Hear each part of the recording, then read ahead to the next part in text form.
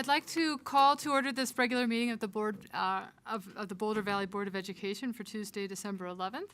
Laura, would you please call the roll? Benford. Here. Garcia. Here. Gebhardt. Here. Marquis. Here. Myers. Here. Sargent. Here. Okay, and would you please join us in the Pledge of Allegiance? Allegiance to the flag of the United States of America and to the republic for which it stands, one nation, under God, indivisible, with liberty and justice for all. All right, I'd like to remind everybody that the mission of the Boulder Valley School District is to create challenging, meaningful, and engaging learning opportunities so that all children thrive and are prepared for successful, civically engaged lives. Thank you all so much for joining us this evening here. And as always, we start out with a report from our superintendent. Rob. Board President Marquis, board members, it's great to be here with you this evening. For the public, we just finished up our Superintendent's Honor Roll, which is a celebration we do each semester to recognize both students, employees, community members. It was a wonderful evening. I want to thank everybody that was there for coming and helping us celebrate all that's going really well and some of the great work here in BVSD. Want to talk about CASB a little bit. So for the past 4 days, Wednesday through Sunday, I was able to attend CASB with the majority of our board members. I want to say a special congratulations to Kathy Gebhardt, who's now our CASB president, and just really enjoyed the opportunity to hear some great sessions, heard some great presenters, and got to spend some great time working together as a team. And so I really just appreciated that time. I wanted to let you all know that. I will keep my comments brief because we do have a full agenda. But over the past couple of weeks, I've had this great opportunity to visit our bus terminals, both Lafayette and Boulder. I visited our Nederland bus terminal earlier in the year. I know we have some bus drivers in the audience here this evening, and just want to continue again to thank them for all that they do. It was great to get out and kind of hear some of the stories of their work and really be able to honor them and what they do. And so as I continue post 100 days, it's really my goal to continue just to be out and meet the great people of our district. And so that was just a great opportunity that I wanted to share with you all. And because I know that we have some bus drivers in the room this evening, want to just recognize them and thank them for what they do. And so that's all for my comments. All right, thanks so much. Any questions? No? Okay. So then we're going to move on to public participation. So this evening, this public comment session is also serving as the public hearing for receiving comments on the Alicia Sanchez Unified Improvement Plan that is on our study agenda later in the evening, as the board will not be asking for public comment during the study portion of the agenda. So that's just a special note for this evening. So about public participation, we recognize the value of public comment on issues related to the operation of the schools. To ensure that our meeting is conducted in an orderly manner, we ask that persons who address the board first confine your comments to matters that are germane to the business of the school district. Speakers on agenda items will be heard first, followed by those speaking to non-agenda items. Limit your presentation to 2 minutes. If we go over the first hour, public comment will continue at the end of the meeting. We do have a number of speakers tonight, so if you can really try to stay in that 2 minutes, it would be appreciated. You'll be hearing the beeping sound. We're going to talk about that. Recognize that students often attend or view our meetings. Speakers' remarks, therefore, should be suitable for an audience that includes kindergarten through 12th grade students. The board president may interrupt, warn, or terminate a participant statement that is unrelated to the business of the district or inappropriate for K through 12 students. There's a lighting system on the podium, starting at green when your 2 minutes starts, turning to yellow when you have 30 seconds remaining, and turning to red at the end. When the light turns red, please wrap up your comments so that the board can hear from the maximum number of speakers. And then immediately following public participation is board comment, and sometimes board members will address what they heard at that time. That would be the opportunity for board members to do that. Okay, so this evening, we don't have anybody speaking on agenda items, so we're going to start with our non-agenda items, and we'll start with Elsa King.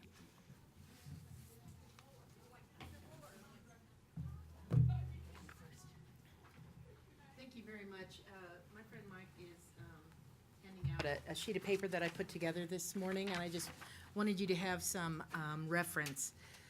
We weren't going to talk about budgets and things and the problems we're having with that tonight.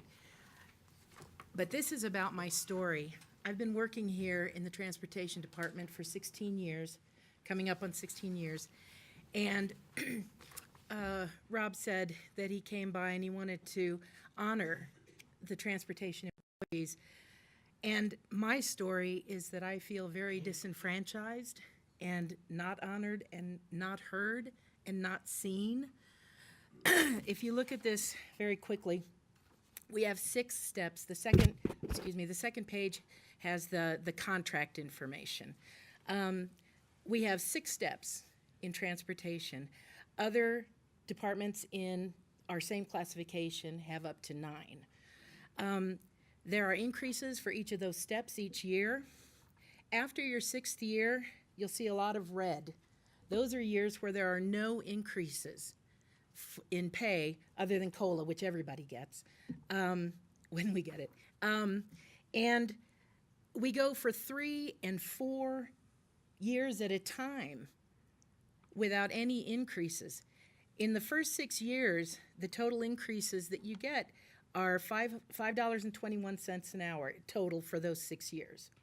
In the following 18 years, 14 of those years have no increases. 14 out of 18, no increases. And the total increase for longevity increases is $1.10 an hour after 18 years. 18 years. And once you hit the 24-year mark, there are no increases. I just wanted you to know, because it doesn't seem like many people do. Thank you. Okay, our next speaker is John Bludorn. And just a quick note that if you have a handout for the board, the best option is to drop it off with Laura, who can help distribute it to the board. Thank you. Members of the board, Superintendent Anderson, my name is John Bludorn. I'm a bus driver also. I'm also president of Boulder Valley Classified Employees Association. And when I'm talking classified, we got different subsections. We have security, that's for the safety of schools and children. Everything we do is kids first and foremost. We have custodial. They keep the schools clean and sanitary for the kids. And also adults, I guess you guys need clean bathrooms too. Food service, they prepare food for the entire district. On the website I found it says fresh, delicious, and nutritious for our kids. Everything is for kids. Maintenance, ensure that all BVSD sites and building systems are operating properly to provide a safe and healthy learning and working environment. Again, I mean, it's kids. Transportation, that's my division. We get kids all to school safely, efficiently. Transportation, our drivers drove 2.4 million miles last year, plus an additional 220,000 miles just for activities and athletic trips. 10,000 plus students are driven on the bus. That's 1/3 of the entire group. Behind me, you got a group of people. Most of these are BVSD employees. And they'll come forward with some stories about their life, like the one that preceded me, and tell you. One thing I can say is the teachers and administrators in Boulder Valley are among the highest paid in the state. They're up here. Our classifieds, we're 75th percent. We're actually lower. We want 75%. We think I'm not gonna say we're underpaid. We just want 75% if we could possibly get it. The 75% is the average wage of all the surrounding areas, surrounding districts. And we're trying just to keep even, to keep up with them. BVSD motto is excellence, which I think we all do that, teachers, drivers, everybody. There's also equity, and we're after equity. Thank you. Okay. Our next speaker is Michael Guidarelli, who was given 2 minutes from B. DeMario. I hope I got that right. Members of the board, Superintendent Anderson, staff, colleagues, and guests. My name is Michael Guidarelli. I've been a bus driver for 5 years based out of the Boulder terminal. Last December, I stood before you asking for your help. Student management is always a challenge for bus drivers. And I ask that you approve funds to install cameras in our buses to assist in that regard. I want to say thank you again to the board for approving funds to install and operate cameras in our school buses. It has already made a positive impact.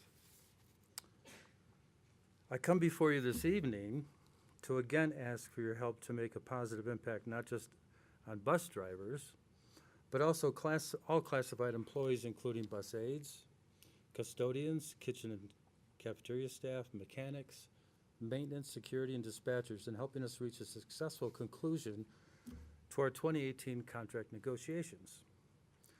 Since 2012, the Teachers Unit and Boulder Valley School District have successfully negotiated and executed three-year contracts by May of the negotiating year.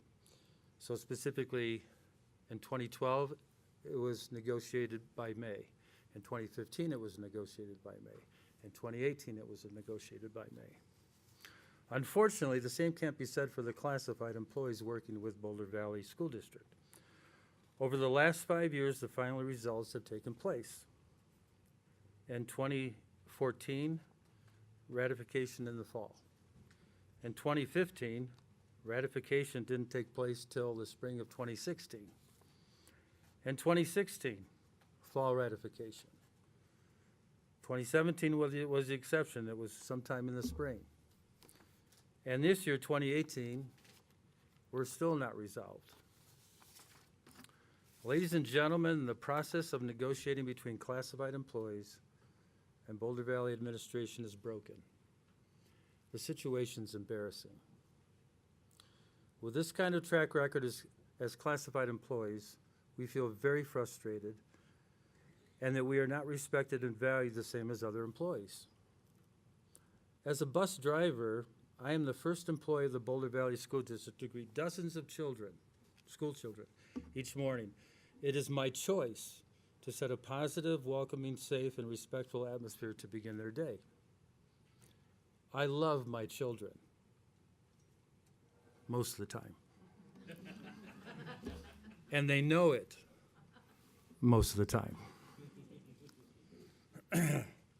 I'm also the last employee of the Boulder Valley School District to say goodbye to dozens of school children each afternoon. Again, trying to present a positive, safe, and respectful environment. Members of the school board and Superintendent Anderson, with your help, let's end this calendar year on a positive note and finish these 2018 negotiations before Christmas break. And start 2019 negotiations the same way I greet my students each day, in a positive, welcoming, safe, and respectful atmosphere. Thank you for your time. Okay, our next speaker is Jim Neville, who is given 2 minutes by Jay Mason. Sorry, it was the opposite. Other way. Okay, got it. My Joe name- Mason, yep. My name is Joe Mason. 2 years ago, I started with the district as a bus driver. As a University of Georgia graduate, I am very happy that Dr. Anderson has joined us, and not just because I might be hoping for an extra snow day or two. I've had some great jobs in my life. When I graduated the University of Georgia, I worked as a reporter in Augusta, Georgia. I worked at a psychological hospital for children and adolescents, and I can tell you that some of those skills have come in pretty handy as a school bus driver. None of the jobs that I've had in my life have been as fulfilling as driving Boulder's kids to school every day. I get up at 5, and I am filled with joy. It's a long drive, but I can't wait to do it. In the evening, it's a much longer drive. It wouldn't surprise you to hear that my wife and I can't afford to live anywhere close to Boulder. One of the things that I wanted to talk about was, we mentioned the mission of Boulder Valley School District at the start of our meeting. When the board approved that mission statement in 2013, they set aside some goals as well. The third goal was this: the district will ensure that students, family, staff, and community members experience a safe, healthy, and inclusive environment. Among the strategies the district will use to attain its goals are the following, and there were several goals. The third one was this. Boulder Valley School District will attract, hire, and retain outstanding professionals at all levels of the organization. Our current process for negotiating the agreement with our classified employees, like me, the custodians, food service, does seem to be broken, and it's harming me, it's harming my family, it's harming my ability to serve our students. It's also harming our ability to retain people long-term. I really want to do this job 10, 20 years from now. I don't know that I can financially. And I worry if we'll have people like this in 10 or 20 years. So that's all. Thank you. Okay, Frank Phillips.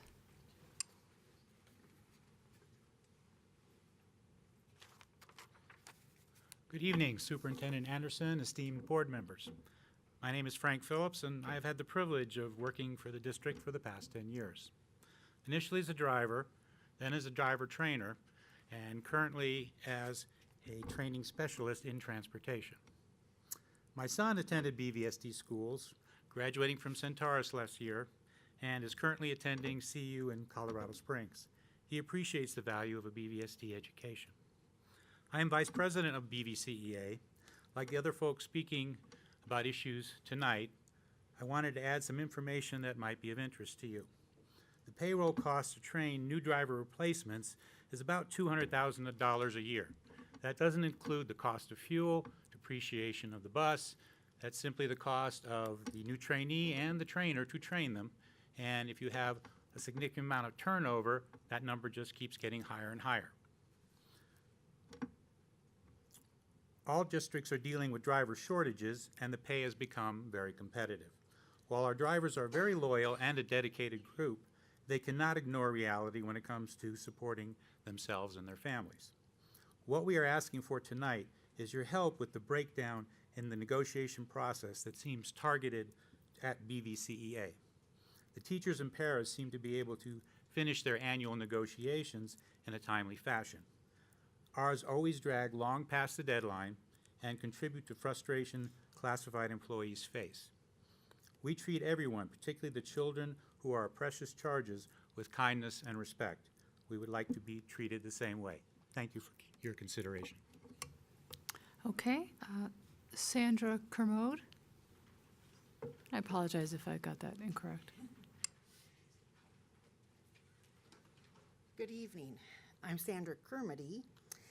I have been an employee with the BVSD in the transportation department as a school bus driver, and I drive special needs children for 3.5 years.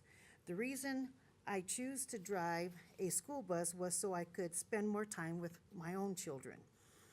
I'd like to tell you a little about how my pay driving a school bus, or lack of pay, affects my family. I'm a mother of 6 and a grandmother of 2 boys. I am a single mom of a 14-year-old and an 11-year-old that is still in my home, along with a 20-year-old that goes to CSU. On an average, my take-home pay is $1,400 a month. After health insurance is taken out of my check, my rent is $1,700 a month. I have to work 3 jobs just to make sure my bills are paid. Working 3 jobs does not really leave me a lot of time to spend with my children. I would like to know why negotiations with the classified employees always take so much longer than it does with the teachers, which the contract was done in May of this year. Sorry, I'm kind of stuck here. If the negotiations did not take so long, it would help me and others financially. Thanks for your time. Okay, and Yolanda Trujillo.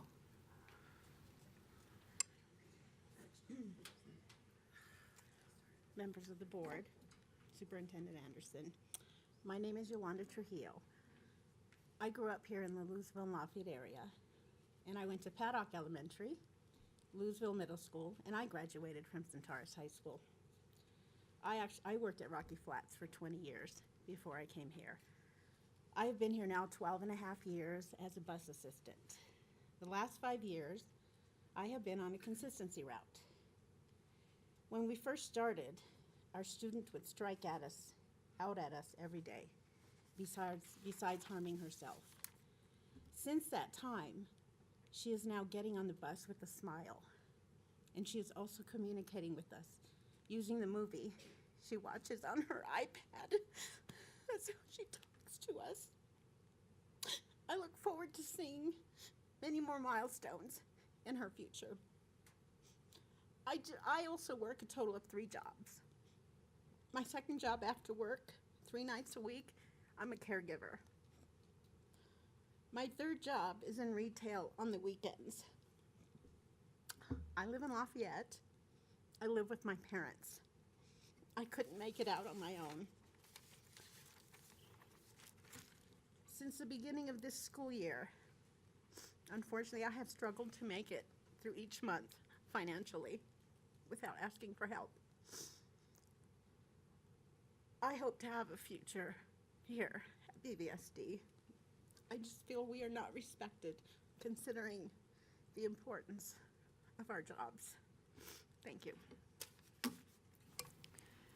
Okay, Michelle Coates. Is Michelle Coates here? No? Okay. Beth Stevens? Hi, I am Beth Stevens, and I've been a bus driver for 3.5 years. I don't have a prepared statement like the rest of my lovely employed bus drivers and aides. I just want to let you know that I have 3 children in Boulder Valley School District. We love Boulder Valley, and when I came to work here 3.5 years ago, I was so impressed with the people that I started working with. It's been my favorite job, and I want to work here. I want to be able to support my family. We're on 3 types of public assistance for my kids: free and reduced lunches, Medicaid, and after-school care assistance, just to make it on our wages. I choose to work with our littlest students, the preschoolers, so I drive 3 and 4-year-olds to school. I never would have even imagined putting my 3 and 4-year-olds on a bus and sending them off. So I decorate my bus. I try to make my bus my classroom. I see them and greet them. I see their parents every day. The parents bring the kids to the bus. They have to pick them up. And so I have a great relationship with all the parents. We have lots of staff members that do the same thing. They do games and engage the kids, and it's not just a ride to school every day. It's more than that, and we would like to be recognized for that. Thank you. Thank you. Lily Stevens? She's not here. Okey-doke. Dennis? Okay. Thank you for the help. Jeffrey Weathers? Hi, I'm Jeffrey Weathers. I've been a bus driver at the BVSD for 6 years. I grew up in Boulder. I went to Whittier and Centennial and Boulder High and CU. And I just want to keep it really brief and say that these negotiations are really important to me and my family. I have a 4-year-old daughter and a 13-year-old son. We're on several kinds of assistance, including CCAP, CHP. We have to go to food pantries. It's a tough job to have, but it's a good job to have, and we would like to keep doing it for the school district. So I hope that there's something that can be done to speed up and improve the negotiation process. Thank you. Okay, our next speaker is Mike Malyar.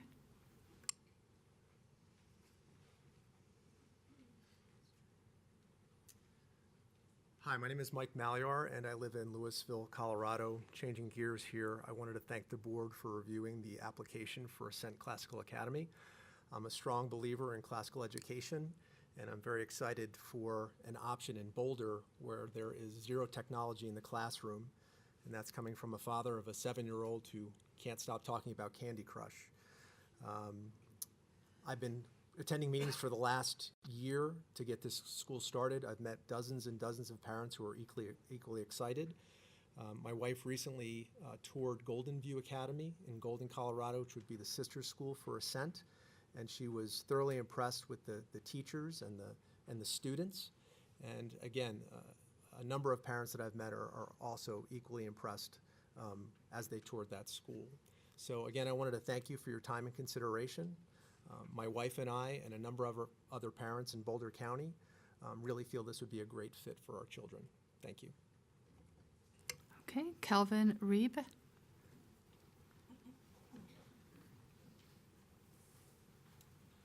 Good evening. My name is Calvin Reeve. I have 2 children that go to El Dorado K through 8. I'm also switching gears, although I'm a parent, and advocate for all the bus drivers and think that's great work that they do, and they should be well recognized. My issues are actually revolving around issues at a school, El Dorado K through 8, like I mentioned before. I feel like I've used the chain of command, and I'm actually asking the board to kind of intervene on issues such as a child or multiple children attending a particular class called the NEST class. I've asked for the curriculum since day one, and we obviously are surpassing the first trimester.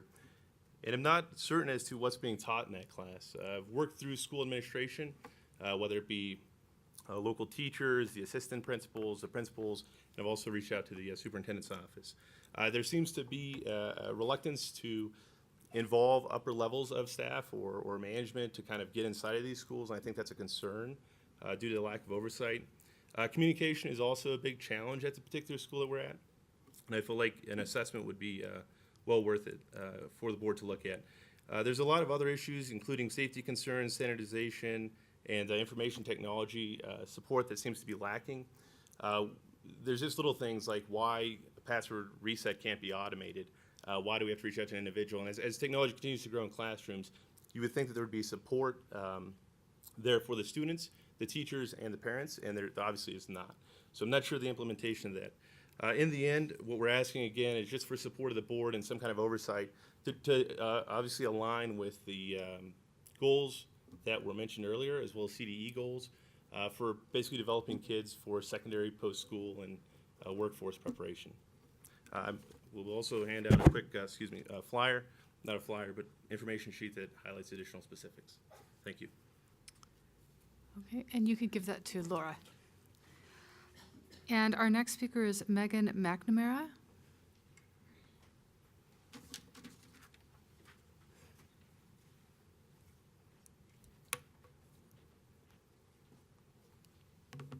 I don't have a prepared speech, but I just also wanted to give support to the proposal for Ascent Classical Academy in Flatirons. I have a 6-year-old daughter and had some issues with one of the public schools in Boulder Valley, and we just decided to homeschool the rest of the year and are now touring other schools in the area and just learned about this new charter school that might be coming to Boulder Valley. So just wanted to kind of also say that I am impressed with the school and the curriculum and what they have to offer, and I'm hoping the board strongly considers this as a new school for Boulder Valley. Thank you. Okay, our next speaker is Jane Fastinen. And again, I apologize. Oh, Fastenau. You know, I have a handwritten one here. Oh, So. it's a weird name, that's fine. Good evening. Thanks so much for taking the time to listen to us. My name is Jane Fastenau, and I am a school bus driver. I've been driving for 9 years, and I love my job. I consider my position very impactful, rewarding, essential, and I don't just get on the bus and drive. We're not RTD. we interact with the children in many positive ways. I and my fellow bus drivers are constants in a very inconsistent world for many children. I'm accountable, trustworthy, and timely. I speak for all of my coworkers, go above and beyond the expectations of our job responsibilities. I have purchased education materials for special needs students on my bus when I saw a need.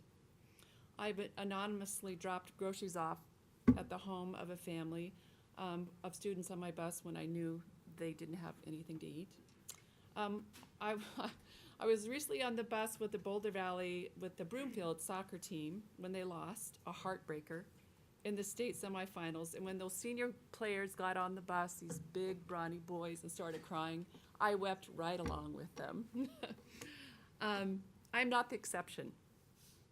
There's not a single bus driver that I drive with that doesn't give more than what the job requires. So I just want to ask you if any of you have driven a bus before. Would you raise your hand? Well, let me tell you. Play along with me here. Imagine yourself in a 30,000-pound vehicle. And it's bright yellow. It's 35 feet long. Imagine driving in the rain, sleet, hail, driving in a 100-degree day with no air conditioning, driving on days when there should have been a snow day called, but wasn't. I'm not naming names. Put yourself on Broadway, driving past CU when a college student is plugged in with his headphones, hoodies up, simultaneously discovering and changing the world in their head, and steps in front of your bus. Should I stop? Now, imagine yourself looking up in the mirror, what we call the student mirror. What you're going to see are 60 beautiful, irrepressible, shining, jubilant faces. That's what I see every day. I want to keep with that just for a minute. Close your eyes and visualize. We're going to need to wrap this up. I'm sorry. Okay. Oh, I have to stop? Yes. Okay. Anyway, thanks for your time. And I hope that you value us. Thank you. Thank you. Dan Holton. I'm Dan Holton. I'm an aide. I've been an aide for 15 years. To be honest, I was going to come up here and let you guys all have it.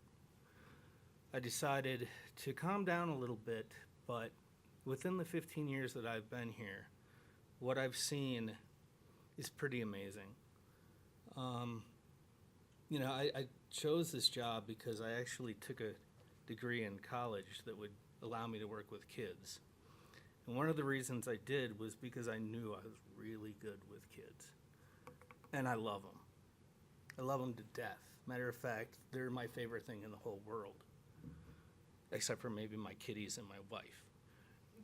But in that 15 years, I went from getting somewhere between 35 and 40 hours a week. And within the last 5 years, it's been going down to 30 to 28 to 25, and now I'm at 22. Sure, I would love a raise. A raise would be great, but I want to work. I want to work. And the thing is that there is a way of doing this. We used to have what was called staggered starts, and that's where different schools started at different times, which meant we would take 3 kids or 3 sets of schools to school, which would accumulate about 3 hours a day in the morning, 3 hours a day in the afternoon, and then 2 hours for a midday if you got a midday. That is totally erased. Not only that, but from what I understand, it's costing us over $2 million not to be on staggered starts, in part because of our training. The training is ridiculously expensive, and I never see people stay. You're not going to have aides work here if they're only getting 20 hours. Thank you. Bradley Beck.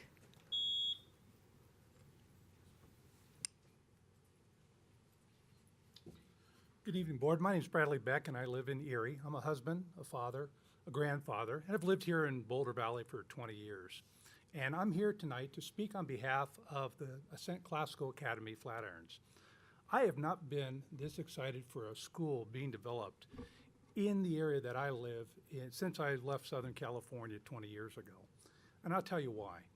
I have visited Golden View Classical Academy, and I am blown away. It is an amazing school with amazing teachers and students who are excited to learn. Let me give you an example. When I visited the school and took a tour from the kindergarten all the way up to the middle school, the students who were there assigned to be greeters would look you in the eye, say their name, and tell you what they were learning that day. That doesn't happen very often. I was amazed to watch how involved they were and how engaged, the value that the teachers brought, and the discussions that were going on in classes. When I would walk in with others, The students were not looking at who walked in the door, but they were looking ahead, excited. I wish I had that education, that classical education, when I was growing up. I really didn't start learning till I got out of college. So I'm excited to support with both my time and my treasure to help get this school off the ground, and I appreciate this board considering Ascent Classical Academy, Flatirons. Thank you. Thank you. That concludes our public participation. So our next item is, I got it all right, Laura? Yeah, okay. So then we'll move on to board communication. And is there anyone who would like to begin? Sam, you want to get going? Sure. Thanks, everybody, for speaking with us tonight. And to our classified staff, I, as one person observed, we do lead the way. We are a leader in teacher and administrative pay, and I would challenge us as a board and a district to lead the way with our classified staff as well. And so look forward to learning more about that and to advocating for the best compensation possible for our classified team. I want to just briefly mention CASB. I think my takeaway was a mental health session that Kitty and I attended, and Kathy was there as well. Dawned on me that I don't know everything the district is doing, and so it would be an RFI coming from me about some of our mental health services. But the biggest takeaway is that it's a problem throughout the state. There are resources available. There's not enough money available, but I left that session with a feeling there was a call to action to really do better with mental health in our district and throughout the state of Colorado. So just wanted to say that and appreciate, as always, the taxpayers' investment in sending me to CASB. Let's see, a couple other things. Oh, Leslie, I wanted to thank you. You're retiring at the end of this month, is that correct? So this is a public chance for me to just say thanks for the hardworking COO and CFO before that, and for answering all my questions and then answering them again several years later, probably, because I forgot the answer you gave me the first time. So I appreciate you and your service to the district and wish you the best. And then finally, that superintendent's honor roll was just fantastic. You know, we're recognizing athletic achievement, academic achievement of our students, our staff that work with at-risk kids and work on the social and emotional aspects for all our students. We recognized 2 employees who saved the life of a colleague, and it was just a wonderful event and brought home to me how hard people are working, both the students and the staff, and the many, many positive things that go on in this district every single day. So love the superintendent's honor roll, and we had another great one prior to this meeting. That's it for me. Thank you. Who wants to go next? Kitty.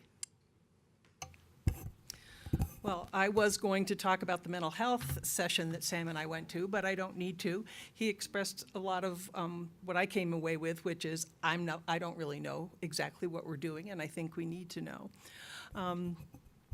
Another takeaway from CASB that I really got excited about was one of our general sessions on brain science and how to impact the development of executive function in students. And it seems like there are a lot of ways that it'd be fairly easy for us to help that. I notice we have green back here.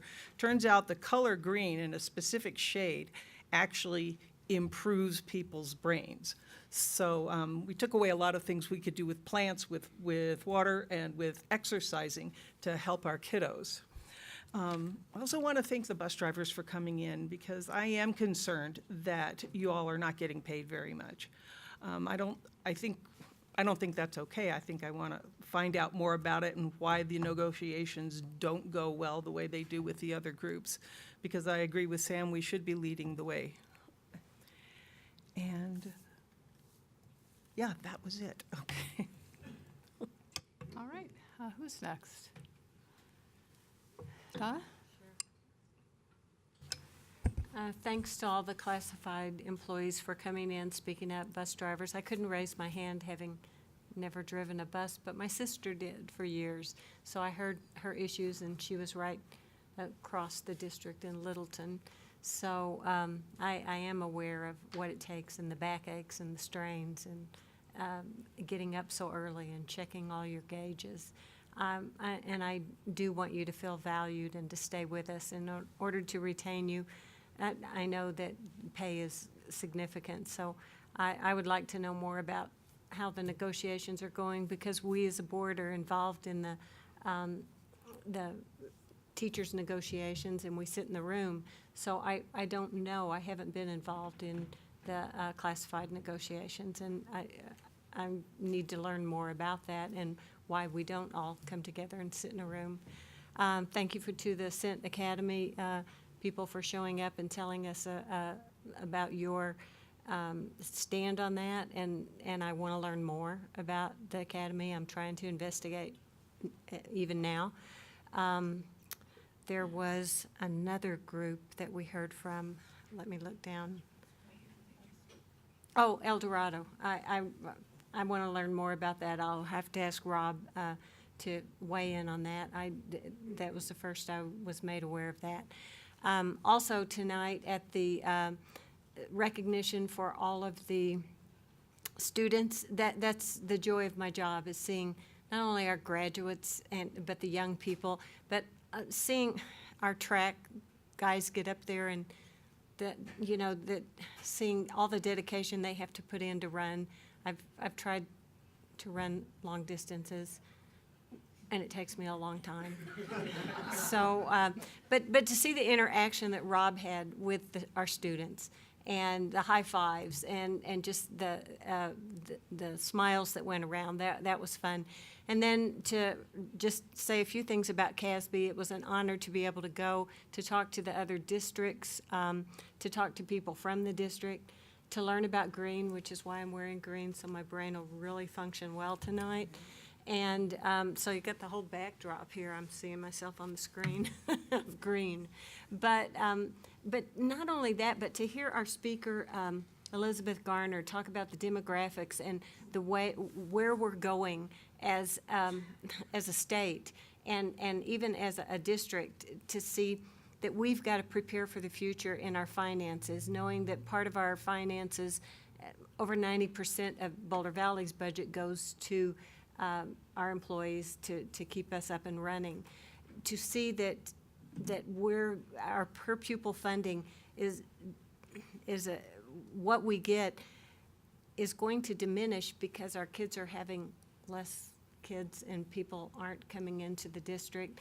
And there were so many statistics given to us on what it takes to plan for the future. And we had another speaker, Sheehan, and Dr. Medina, all talking about they could all correlate on we can't just sit back and say we weren't prepared for something. We've got to look into the future and see what we need to plan for and set aside for in our budget, whether it be paying our employees or making sure that our kids are well taken care of, and put those reserves aside. So that's it. I won't take up more time. Thanks. Okay. Richard. I want to thank the bus drivers for their comments, and particularly the story that was cut off. And unfortunately, we don't have enough time to hear all those stories. But I feel that the bus is an extension of the classroom, and I think that we really do need to do a lot better for our bus drivers. I do understand that it's a highly competitive field right now, and that we have a lot of school districts that are taking away bus drivers, or it could be pay, it could be whatever the reason is, but I think that we need to do a lot better on making sure that our bus drivers actually have a living wage that they can rely on. I too want to know, where the breakdowns are in communications, at least, or negotiations, should I say. And Rob, you can give us a heads up on that soon. I also want to thank the Ascent Classical Charter School speakers. I think we need to look at that. I do want to get more information on that particular charter school. I want to know what the demographics are or would be, et cetera. I just want to make sure that many kids have opportunities to be able to enroll there. And I also would like to hear a little bit more about what's going on at El Dorado. And I want to thank my fellow board members for the highlights in terms of CASB. I didn't attend this year, but I understand that you had some pretty good keynote speakers there, so thank you so much for those that shared already the highlights of CASB. Okay, Shelley, Kathy. I don't have a whole lot to add. I would like to get an update on where we are with the classified negotiations. I thought some of the comments that the bus drivers made were very telling. I wrote some of them down, not just a ride to school every day, and we're not RTD. And I agree with what Richard said. You are the first and last, oftentimes, face and support that our students see, and so thank you for bringing this issue to our attention, and look forward to hearing a further update on it. And to the aid, I know that that's really, you're also really key to our student success, so thank you for stepping forward. As far as Ascent Classical goes, we have a process for evaluating the application, and we'll follow that process, and I'll look forward to hearing the feedback we get once that process is complete, because the board doesn't really engage until after that process has been completed. And as far as CASB goes, I too enjoyed the keynotes, but I really enjoyed the student participation.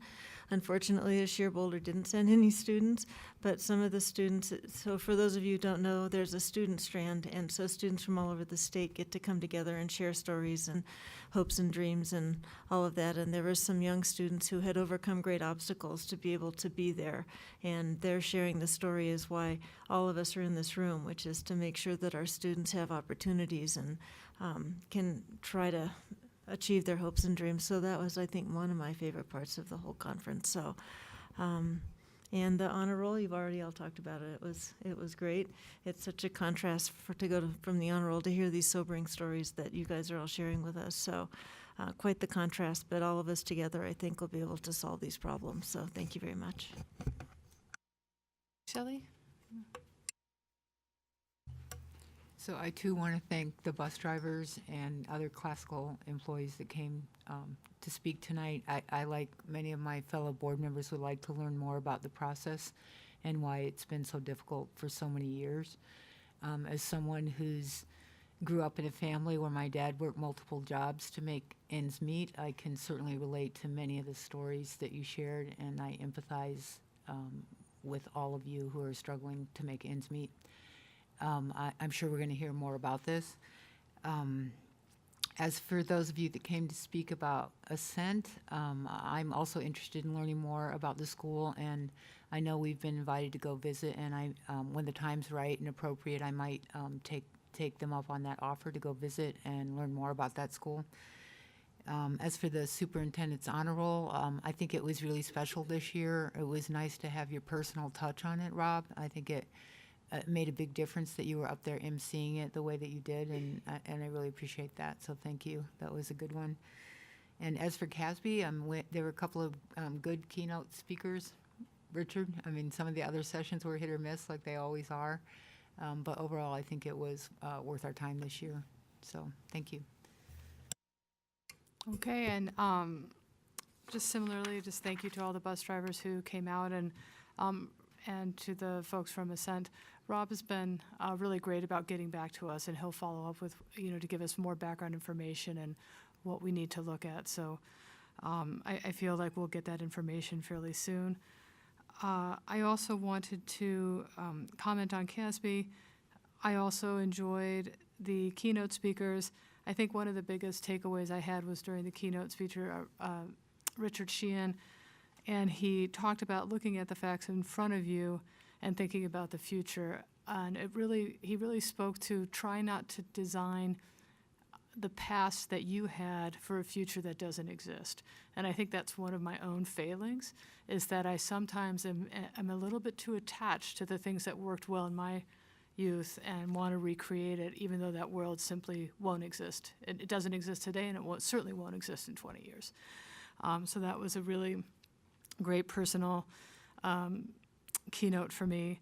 And I also appreciated Ken DeLay, who's the outgoing executive director, his comments about how we need to be more realistic about the world around us and proactive in the work we do as things evolve in the education landscape in Colorado. Another thing, piece I just wanted to bring up, I was able to visit the Holocaust by Bullets exhibit at the Jewish Community Center, and it was a really powerful exhibit that talked about, part of the Holocaust in the Ukraine and Russia. And the one thing that was nice about the exhibit is it spoke about the need for tolerance, and it made me think about what is the role of Boulder Valley School District in education and building tolerance and a civil society. I'm happy that our policy in instructional materials, IJ, does specifically state that our instructional materials will realistically represent our pluralistic society and reflect the contributions made by all groups and their individual members. And I felt this tied nicely with the exhibit that I saw. And I just want to commend again the JCC for bringing in this exhibit to our community. And then I also wanted to thank Kathy for all her work with CASB. It's great. We really have an in. So all this feedback we're giving, I know is going to be reflected in next year's CASB conference. So you work so hard to help. And if you're not aware, CASB stands for the Colorado Association of School Board Members. And it's a great place to learn from other people in other districts. And then it also works as an advocacy group to advance student outcomes across the state. Then, and I also want to recognize Leslie Stafford, and I'm so sad that you're leaving. I can barely even speak about it. But Leslie in particular has just been so important to our district. And last year when we had a time of transition, she was so helpful in keeping stability and maintaining our focus on our students. And we just can't thank you enough for your service to our district. So thank you. So those are all the comments I have. So quick check-in. Does anybody need a break now, or should we go on to information? Okay, so let's go on to information. And our first information item is 6.1 2019-20 Budget Development Process Timeline and Milestones.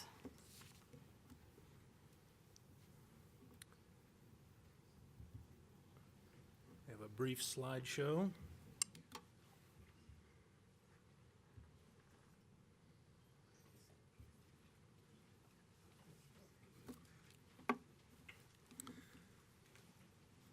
Thank you, President Marquis, members of the board. This is our annual update for the budget development process and the milestones along the way. We've certainly been talking about this longer this year than we have in the past, and that will become evident here in just a moment. So first off, just the timeline overall. So this is starting in September for this year. So we did start off with a work session back in September. That was about 3 months earlier than we normally start. So good conversation, lots of opportunities for discussion and input. Throughout this time, which is 10 months long, there are numerous stakeholder input options available. There's listed on this slide several parent groups, community groups, stakeholders that are meeting. They have feedback meetings with the superintendent and other board members. So there's really opportunity throughout this time for community stakeholder input. Next, we layer in the scheduled board meetings and work sessions. So there are 25 scheduled throughout this time frame. So these are opportunities, again, for the public to come give comments at board meetings relative to budget items. Next, we layer on what we call our data inputs. So these are points along the way where we get information that helps guide the budget development, helps let us know where we are and where we're going into the future. Some of these items, the very first one, the governor's budget comes out November 1st of every year. It's statutorily required. We have enrollment updates, open enrollment, state and local current year revenue and expenditure forecasts, and the legislative session that runs through from early January through early May.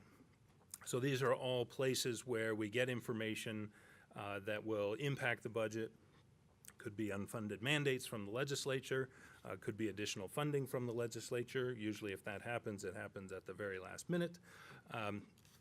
But certainly there are a multitude of places throughout this process where we get information that can really impact budget development. Next, we layer on what we call our feedback sessions. So these are work sessions and board meetings that have specific budget-related topics on the agenda. So this isn't every single board meeting. So as I mentioned, the opportunity for the public to come give comments at board meetings, they are not restricted to these specific ones, but certainly these are the ones that are scheduled where we have something associated with the budget development process on the agenda. Next, we have some action items. So these are places along the way where there's some action taken specifically by the board and the district that is a significant piece of the budget. So one in particular, the staffing allocations that go out between February and April for the most part, that really is committing, I think as Board Member Myers pointed out, 90% of the general operating fund budget is staff compensation. So when we release that staffing out to schools and departments, that's really committing a significant portion of the budget. We have some action items on here around adopting strategic budget priorities and that approval of releasing the staffing. Some items around notification to employee groups around reduction in force, if that's a thing that needs to happen.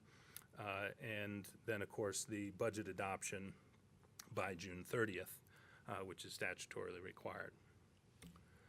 So when you layer these all on together, it really paints a picture of the complexity around the budget development process. I think there's a few key takeaways here to remember. One, this is a long process. It's not that at any one point along the way are all the decisions made, but really is a culmination at the budget adoption, be that in early June or late June. There are numerous and multiple opportunities for stakeholder input along the way, community feedback sessions, community groups, parent groups, and again, those public comments at board meetings. And then finally, data that impacts the process comes in throughout the process. So when there can be frustration with when decisions are made or how long it takes for a decision to be made, that's often because these data points that are coming up, like in early May when we find out the final results of the School Finance Act, why decisions may not have been able to be made before then. So again, long process, lots of opportunity for input, and data is gathered all along the way. Lastly, this is a new slide from the previous presentation that we've done around this. These are some of these stakeholder groups that have specific agendas that we have created to gather input and feedback relative to strategic budget priorities. We're looking at having an information session to begin with, so there's some setting around the district budget, district finances, before just jumping into generating comments. And then that second session, roughly a month later, to have some input, feedback, and comments relative to budget priorities. The real hope would be that as Dr. Anderson mentioned in the work session earlier today, that we're aligning the budget and those budget priorities as strategic budget priorities that really are driving us in the same direction. We do have the community input session scheduled on February 5th, so that is right before in early February when the board would be studying and acting on strategic budget priorities in the end of February. That is the end of the slideshow. Okay, board members, any questions or comments? Kathy? I have a quick question. How will the board get the feedback from the stakeholder group meetings? The Latino Parent Advisory, Superintendent Budget Advisory?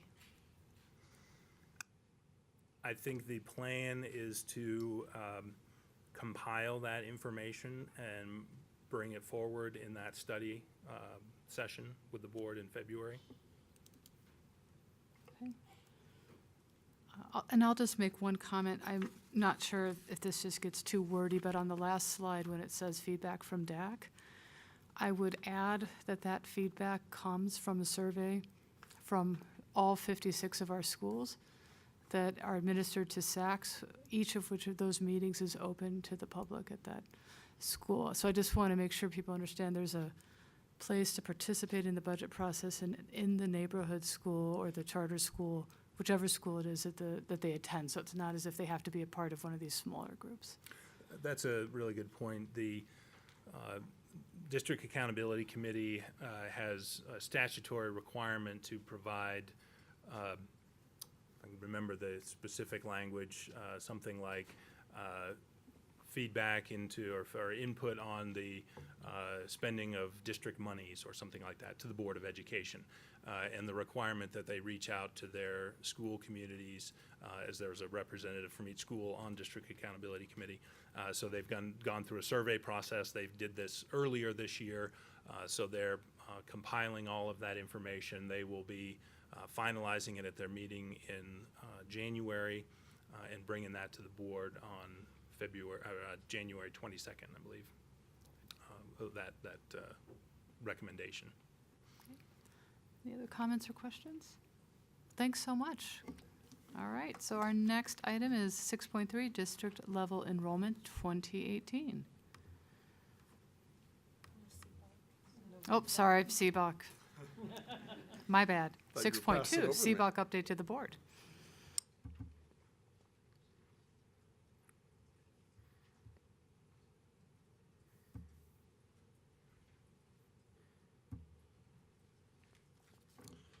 Good evening, President Marquis, members of the board, and Dr. Anderson.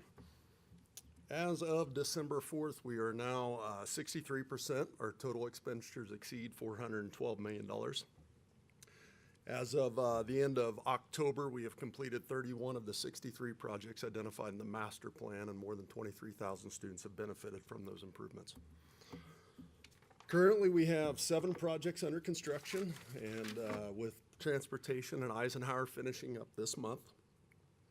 We also have 10 projects that are in the design phase and will be under construction in 2019.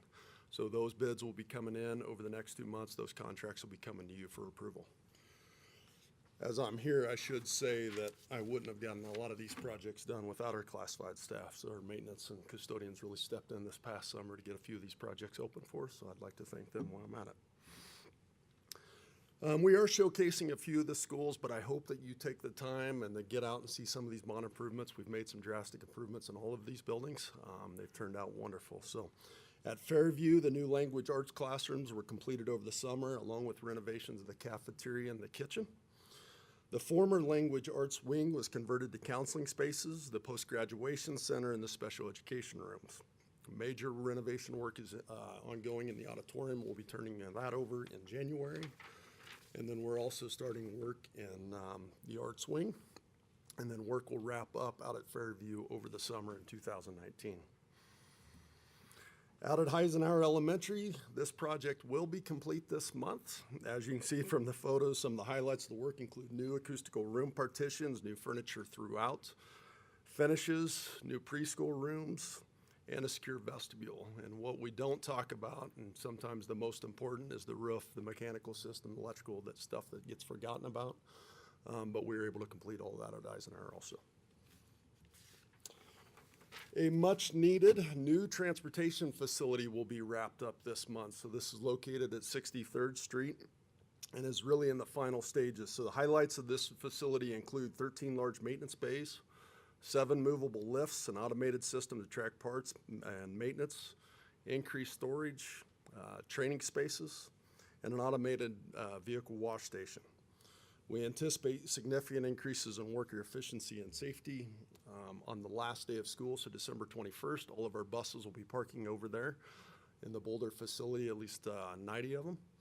And then on January 8th, we'll be rolling out of there. So over winter break, we'll be training staff how to use the new facility, et cetera. So we'll be turning that over, and then we hope to have a ribbon cutting sometime in January, date to be coming.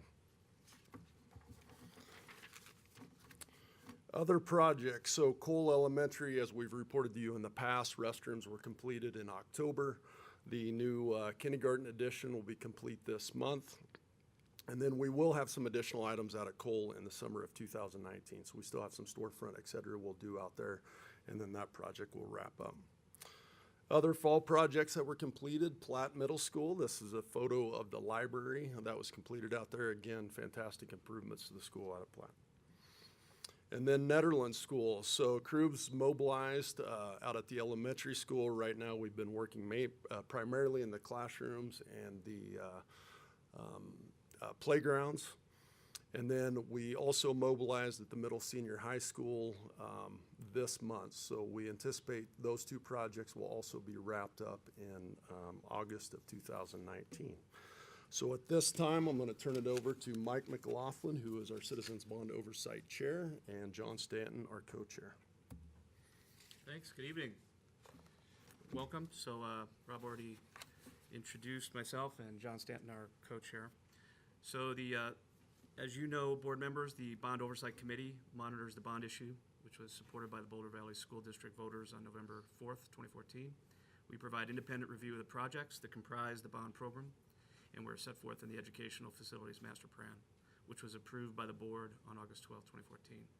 The monitoring and review is intended to provide a high level of accountability and communication on behalf of the Board of Education to the citizens of the district. We have met once since we last came to talk with you. We are meeting again tomorrow night, so the sequence here is a little bit out of order, but John will be chairing that meeting tomorrow night. At the October meeting, the committee welcomed new members, Allison Billings and Celeste Landry. The staff provided us updates on the Netherland and Eisenhower projects. You've seen some of that this evening. And we reviewed the board's September 25th work session with the committee. The group appreciates hearing the board's thoughts and regarding prioritizing the unallocated funds in the program. At the meeting, the committee approved the staff's request for an additional $2.8 million in bond premium funds for the district kitchen project. The additional funds have allowed the project team to move forward with the project, and construction is anticipated to begin in January. At each meeting, the committee reviews financial reports, and the staff presents a forecast of the projected recommendations for bond premium funds. Right now, we've got contracted commitments totaling $450 million. The staff is forecasting the fiscal year 2019 expenditures to total $130 million. As of October 31st, 2018, $302 million has been spent on new buildings and building improvements, $30 million in furniture, fixtures, and equipment, and $41 million on consulting services, such as our architects, engineers, and commissioning agents. The staff is tracking project performance. This is one of the things that we've worked with the staff on over the several years that the CBOC's been functioning for this particular bond. And particularly paying attention to variance from the contracted construction bids. We share this information with the committee, staff does. For the 17 projects that are over 90% complete, the staff is projecting $2 million in savings. For the 10 projects that are 100% complete, the average variance is 1.7% under budget, and that's resulting in $1.9 million in savings. So we feel pretty confident and optimistic, cautiously optimistic about what's going on. We are meeting tomorrow night. There's a couple of highlights tomorrow, including the next letting of bonds. Those will be talked about in the next report to the board. John and I are here. John? I just want to also say to the board, come on out tomorrow night. We're going to Centaurus, and so we're actually three times a year we go out to go see, and it's nice to go see pictures. It's even better when you go to the school and you're walking around and the principal is usually there and they're gushing about all the improvements, and they show us all. And it's really, as a CBOC member, it's important for us to go out and see what the money is really being spent on. And we don't get to see the electrical and the roof, but we do get to see the new classrooms and the new spaces. And I think it's very important for the CBOC members to get out there. And I invite all the board members to come on out and see Centaurus tomorrow. So we appreciate your participation and any feedback that you would want to provide for us. If you have any questions or feedback, we'd love to take that back to the CBOC. Okay, questions, board members? Anyone? Shelley? 5:30. Okay. And usually the tour takes around 30 minutes, depends on how much the project manager and the principal like to talk. Shelley, any other questions? Okay. Any other? Donna? Rob, I never think about everything that goes into everything you do. And I think about the roof and the thing, but I don't realize it. And tonight, I don't know why it clicked with me when you talked about the vehicle washing station. I always see how clean our buses look. And I never thought that there's a station that helps make those buses look so shiny and new. Much needed. Sam? Just appreciate your service on the committee. I can't make it tomorrow night, but I do love those tours and try to get them to them whenever I can. Rob, thanks to you and your team for the projected savings, for watching the budget, and for getting the work done on time. Thanks. Okay. Kitty? Yeah. Once again, Sam said what I was about to say, is that every time you report, you're reporting how much we're saving. And I know the board appreciates it, and I'm positive the taxpayers appreciate it. So thank you for doing a good job and doing it well and minding the money as well. Okay. Kathy? Rob, just a reminder for the few who might be listening, when this project is built out, we know that Governor-elect Polis, one of his main focuses on education will be kindergarten. Right. So can you just remind us where we will be on the facility side for full-day kindergarten if we were to get that funding from the state? So as of the end of 2019, all but 4 schools will have classrooms for all-day K. And then in 2020, we'll finish those other 4 schools up. So end of 2020, all of our elementary schools and K-8s will have space for full-day K. I wasn't on the board then, but nice planning on behalf of the prior board members That's to right. think about that, so. Yes, Sam and others, thank you, Shelley. And then I've attended some CBOC meetings, and I just want to thank you because I know how much time and energy you are putting into this, and we rely on you so much at the board level for your input and your guidance and your recommendations. And so thank you very much for everything that you're doing and for the invitation. And if there's anything more we can be doing to be supportive and help all 3 of you, just please let us know. Thank you. You're welcome, and we'll let you know. Okay, thanks so much. All right, now we can go to 6.3, district level enrollment 2018. Here's Glenn Segru.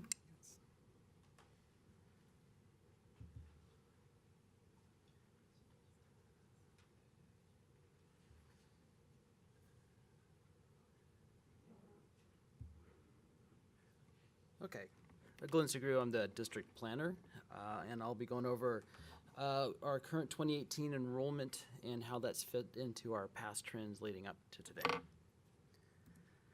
This is our current enrollment.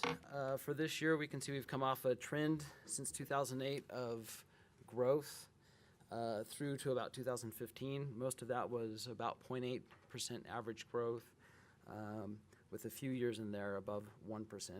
The last 3 years have represented more of a leveling trend, with this year being down a bit, down 81 students overall. It's a 0.3% decline. The top light bars you can see in this picture, let's see, do I have my, yeah. The top light bars on the graphs represent charter growth, which has been by and large pretty consistent over the last 10 years. There's a slight pop this year, but that was focused at a few schools. This chart looks at overall growth in absolute terms. So along the left side, you see the number of kids, and you can see some of those years that we had 400 plus student growth, exceeding 1%, and we can see the more recent years, 2016, 17, and 18, and this year as well. The orange bar represents district growth overall. The multicolored bars represent elementary in blue, red is middle, and the gray bars are high school. And we can see on the left side of the bar, we have some elementary growth over the years, and that has been slowing and declining, coming into some negative years at the elementary level now. Some of those larger elementary cohorts have pushed up to middle and high.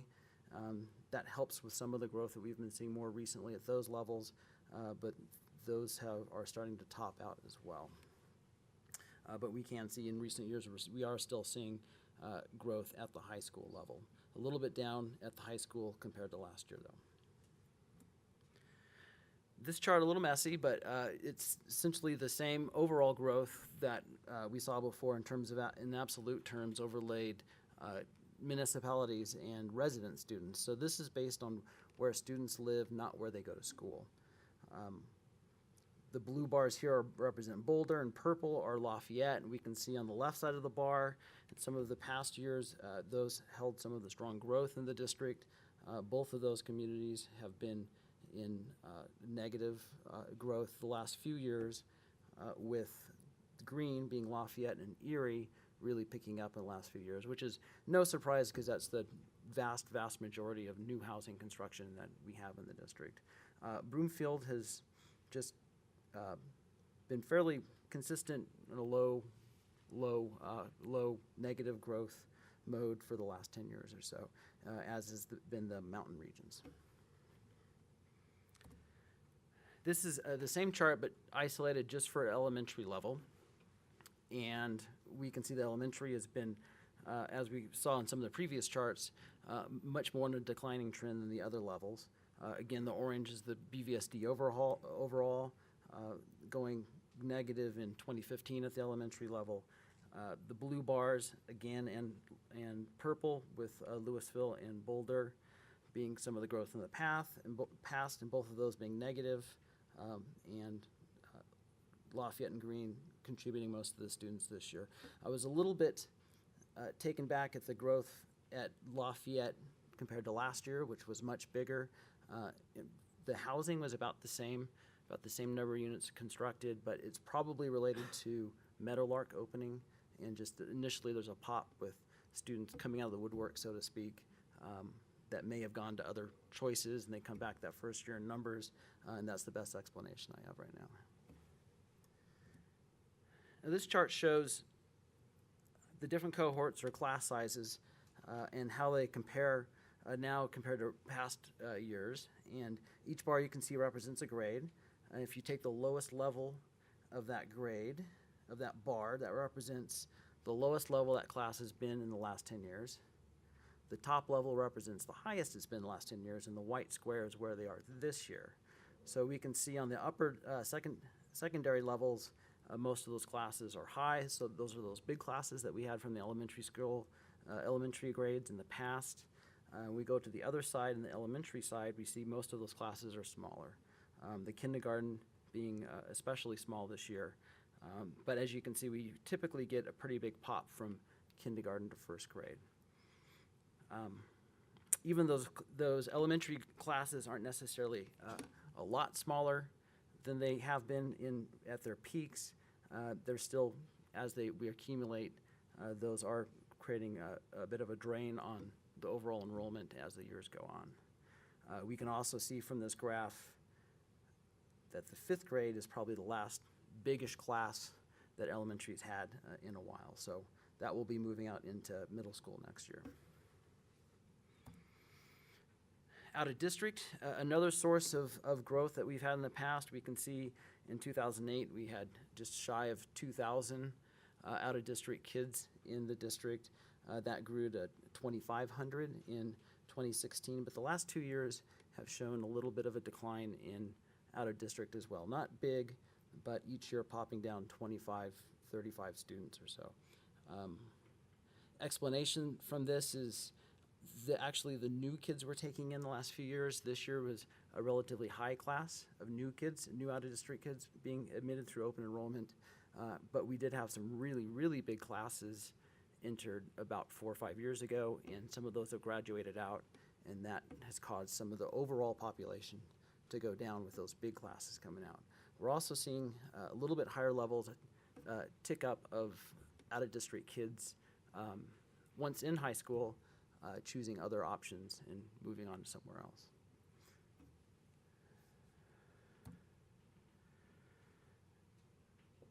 This is new and leaving resident students in the district. So again, this is just looking at resident students, isolating them from out of district.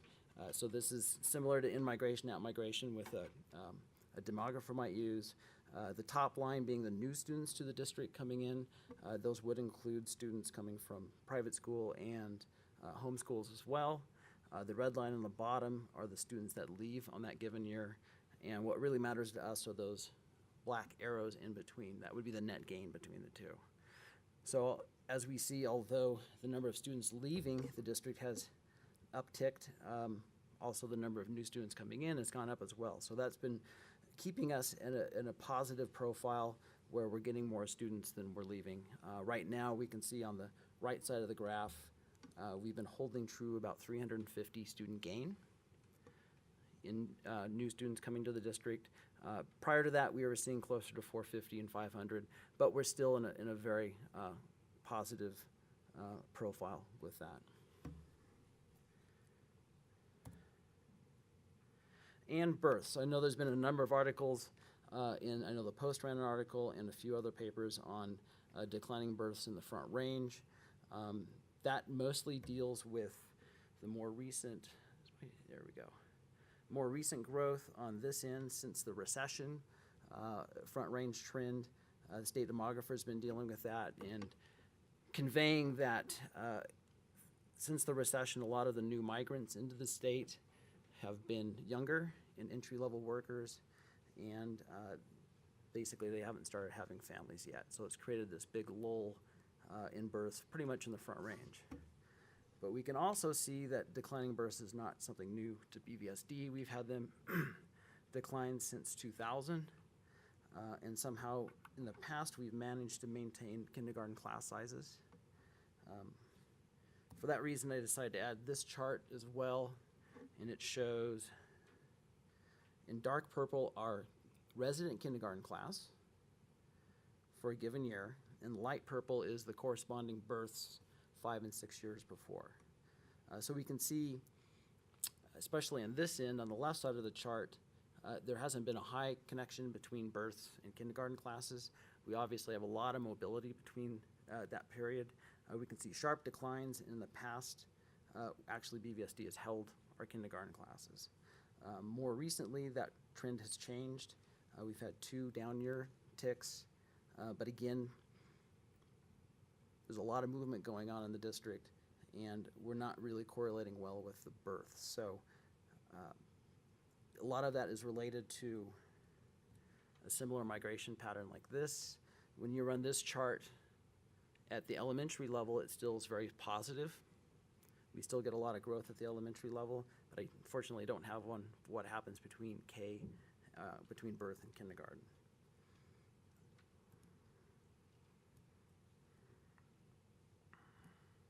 So overall, district is down with a little bit higher rate at the elementary level.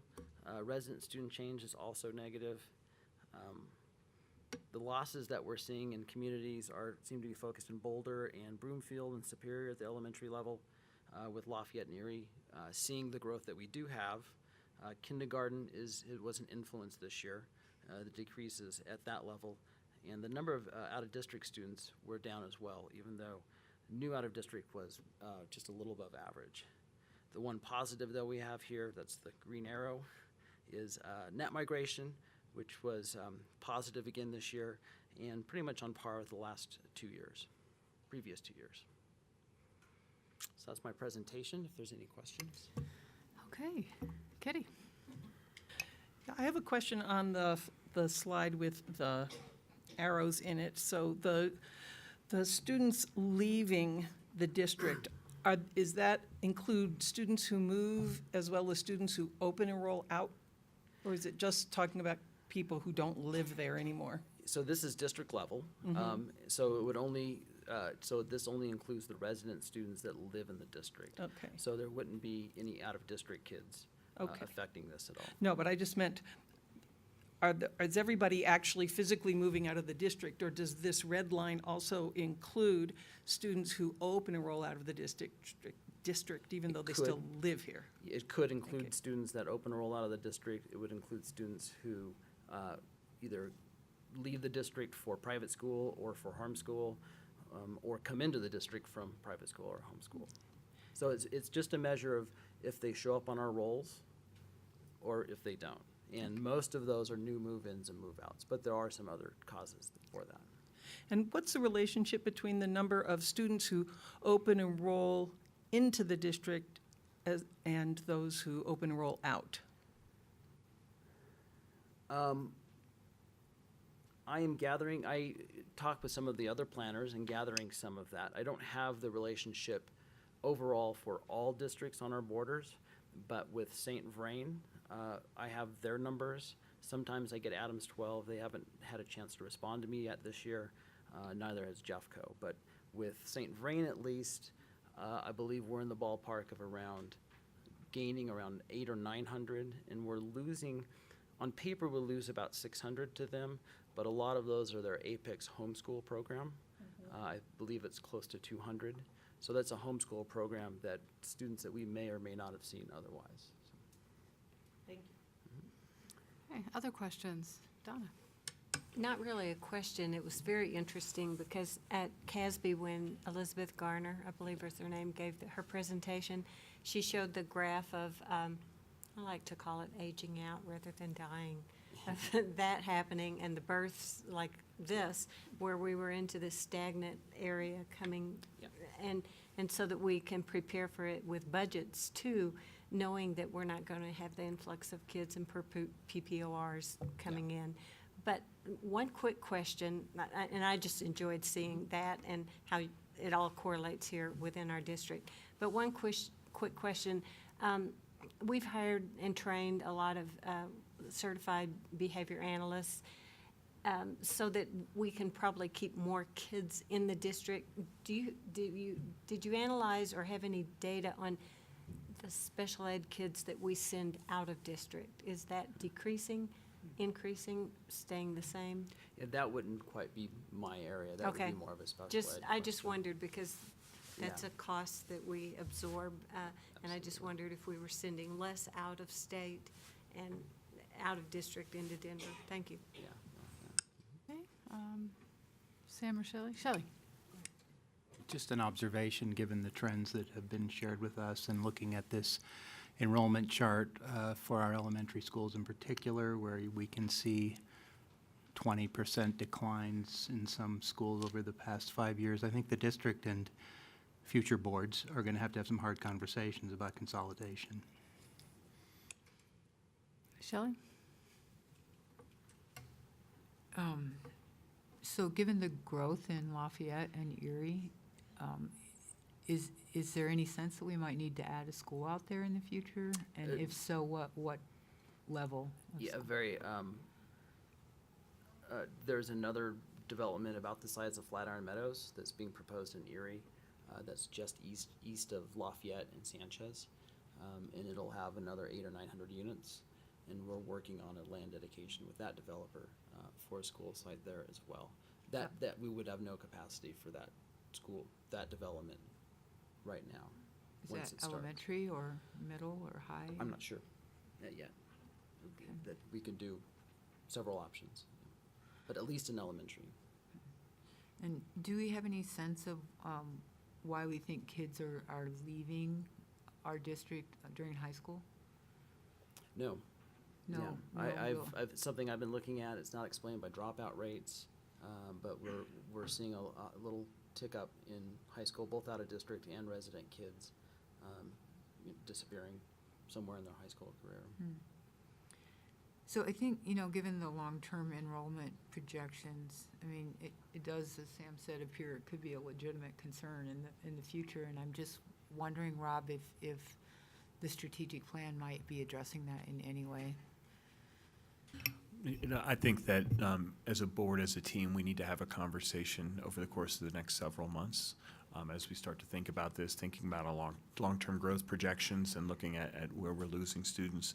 Not sure that the strategic plan piece would be as part of that as more of maybe a policy discussion on as we look at schools and as we look at shrinking enrollments, what are the points where we have discussions to Sam's point around consolidation, and just being really clear on kind of how we want that to happen before we're in the throes of having to make one of those decisions, I think is a smart thing that we should be doing over the course of the next several months.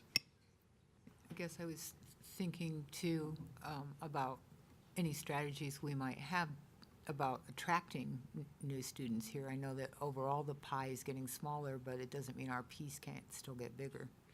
And so that piece, that would be part of the strategic plan discussion.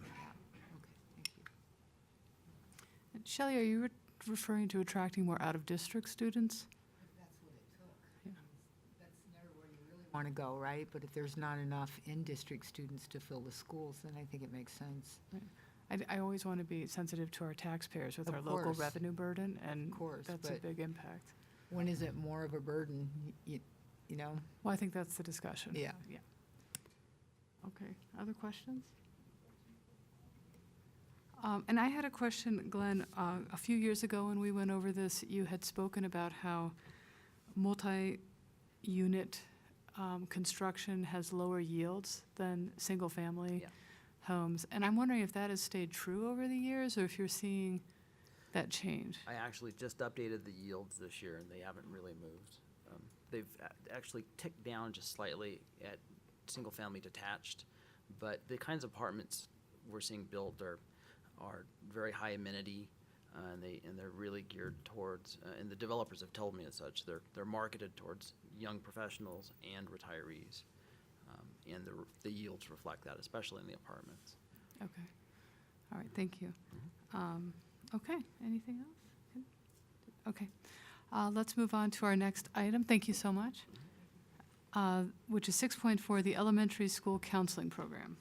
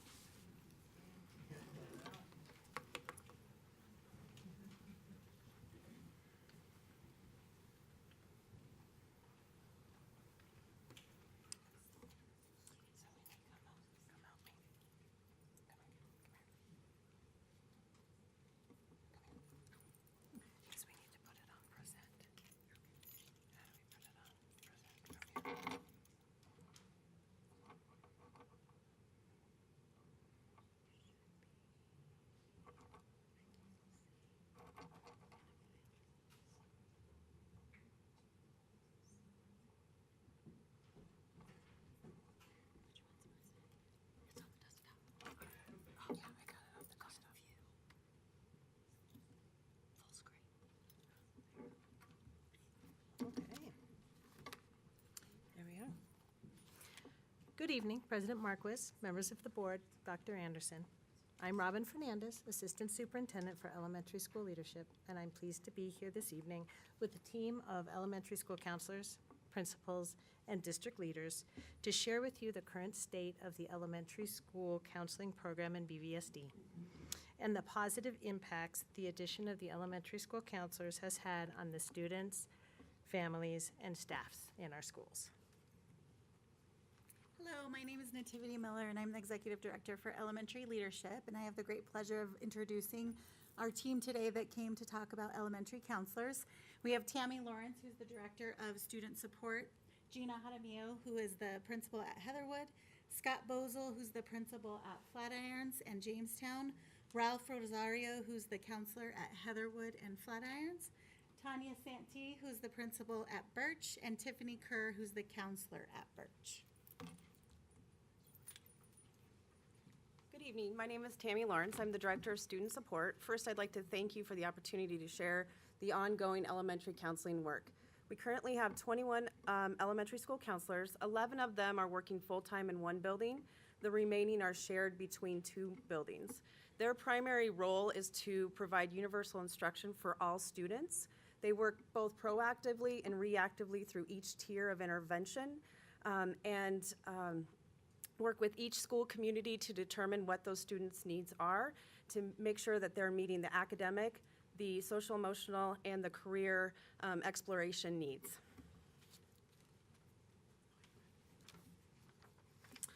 So good evening. My name is Ralph Rosario, and I'm the school counselor at Flatirons Elementary and Heatherwood Elementary.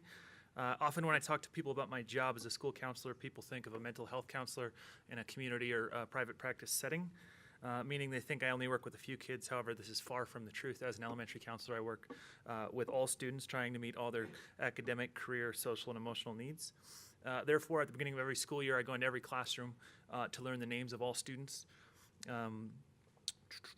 And I think that this is important because it builds relationships. I try to make sure I am visible to all students and staff because this is critical to having an impact. Currently, I'm supporting the needs of over 500 students and even more school staff and parents. In my time as a school counselor at BVSD, I have put a focus on being accessible to all students and staff. This means that I constantly make myself visible to students. I actively communicate with teachers, parents, and I work from a preventative mindset. In my second year, parents, teachers have asked for input regularly, and I've received much more referrals than the previous year. I also receive referrals for students almost on a daily basis. Additionally, students have been referring for support. I think this is a testament to the fact that students, parents, and staff recognize the support a school counselor can provide in an elementary school setting. If you look up at the slide, you can see some of the work that I've been doing at my schools, in addition to supporting individual students and groups with self-regulation, conflict resolution, and impulse control strategies. I have been able to teach monthly social and emotional lessons to all students in all grade levels at Heatherwood Elementary. This has helped build community and a common language amongst students and teachers.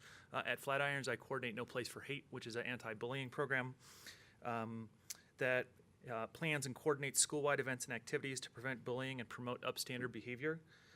Through the program, we have coordinated art contests, classroom readings, school assemblies, held mix-it-up lunches, and held classroom discussions related to bullying prevention and creating safe environments for all students regardless of their differences.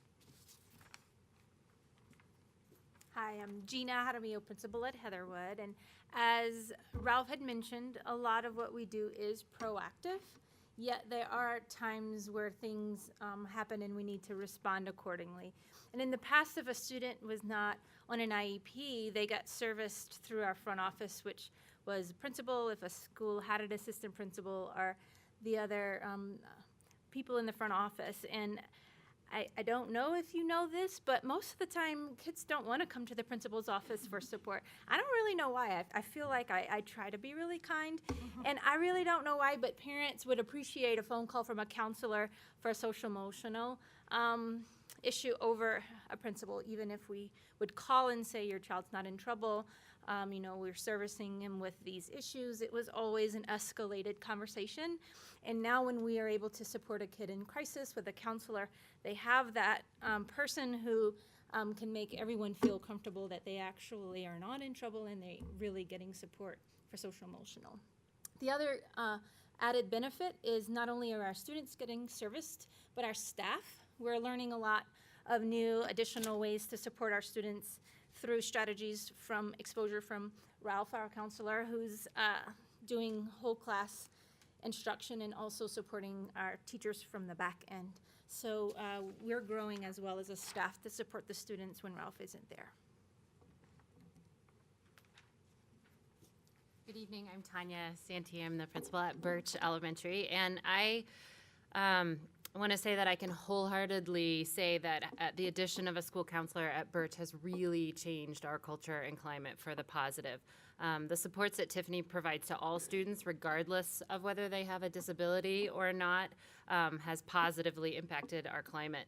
Additionally, as you can see, well, maybe you can, on the screen, we've had a dramatic reduction in our discipline data since a school counselor has come on board. So you can see our 2016-17 data versus our 17-18 data. And we believe that's attributable to the universal instruction and early intervention that the school counselor role provides.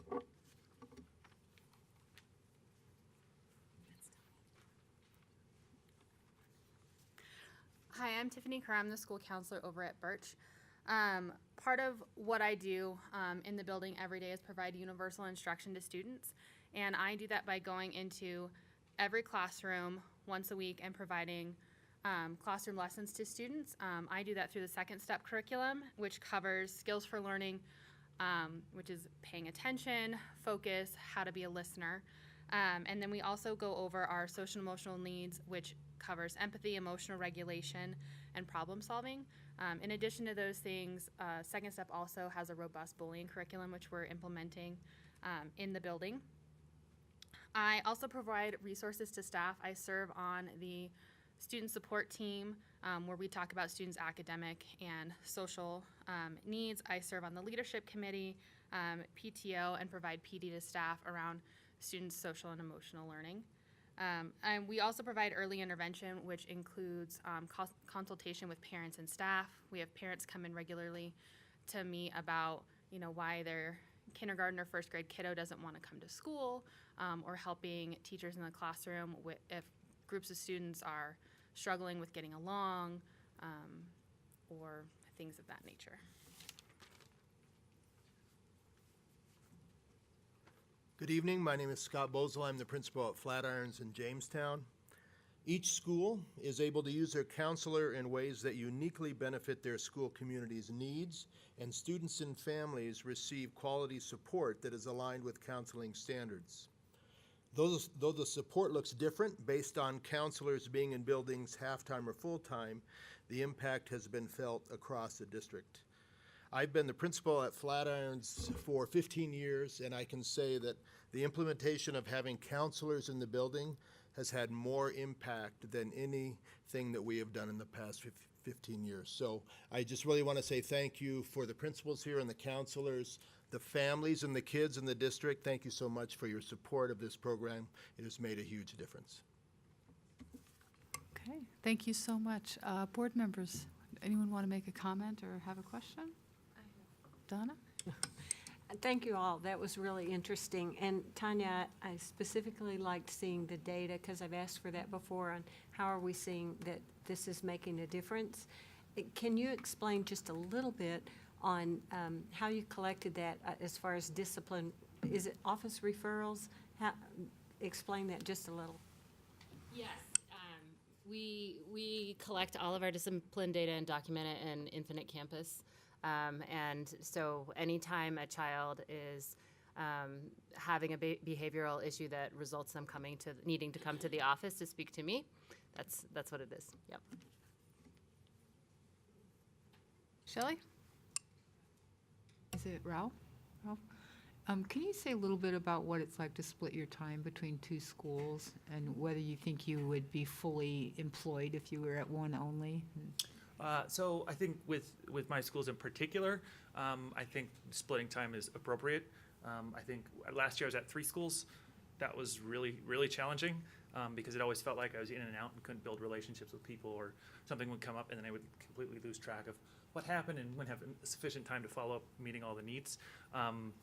I feel there is a need definitely at both schools, and I feel a lot more connected to the schools this year. I think coming in for the second year has made a huge difference, because students know who I am, they definitely know my role. And it's definitely more feasible to do what's expected of a school counselor, and that's, again, having an impact on the whole school, not just a few individuals or small groups. So that's been fantastic. Did that answer? Yeah, but if you just had one school, what could you do more there? I think we'd be getting more of an impact. So right now it's hard, like Tiffany was saying, she gets into every classroom.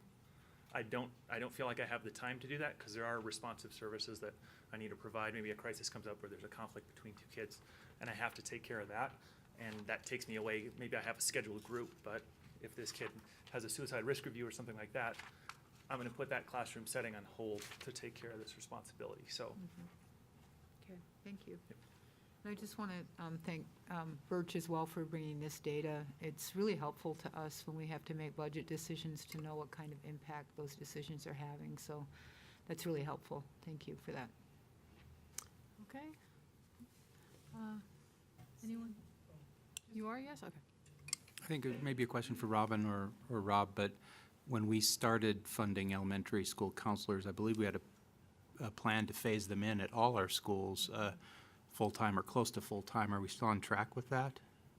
Will we see that in the Well, so as we come into this upcoming budget process, I believe we'd be in phase 3 of that plan. Yeah. And so that would be one of the priorities that we'll consider as we think about developing the budget. But I think it was important for the board and the public to hear from leaders and from the great counselors and our district staff in the schools to just understand the impact that it's having. So as we make those tough decisions, that you have some context and understanding.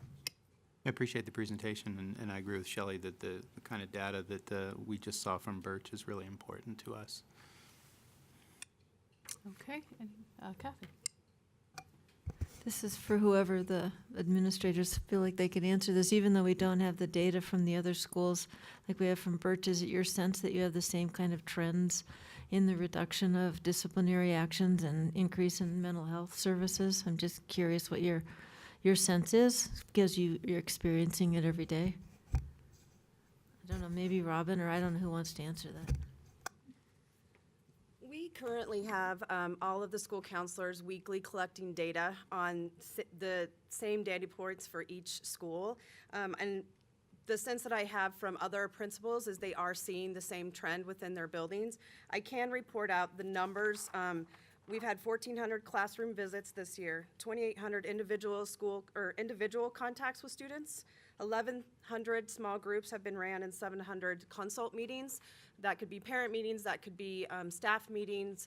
That's the data that we've collected so far. We will definitely pull all of the data together, and I can reach out to additional principals to find out if we can collect similar data, depending on how they collect their behavior data. Hey, anyone else? No? Kitty?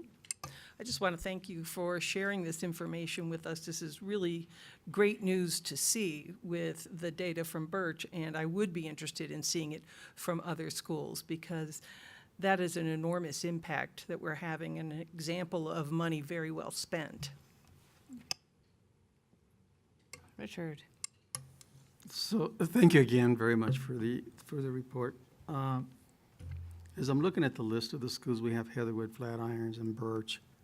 And I'm not sure what the demographics are, but I recall very distinctly when the argument was being made for the elementary school counselors, they were also looking at some of the issues that low-income communities were experiencing. And I'm wondering if we're ever going to get any kind of report or feedback from your counselors or from the schools like at Sanchez, at all the other title schools that have probably not the same issues that these particular schools have, but I'd like to see what we can, or when we're going to get some kind of report on that. And so we can kind of circle back and touch base, understand the data that you would hope for us to present, and happy to share that with the entire board. Okay. Anything else? Any other last thoughts? All right, well, oh, yeah. If we have somehow someplace recorded some of the concerns that the principals had when we were hearing the need for the elementary school counselors, that would be very helpful to Rob. All right, well, thank you so much for presenting. It was really helpful. And so, board members, break now or? Okay, we got a yes. Nope, we got a yes. All right, we're going to take a 5-minute break right now.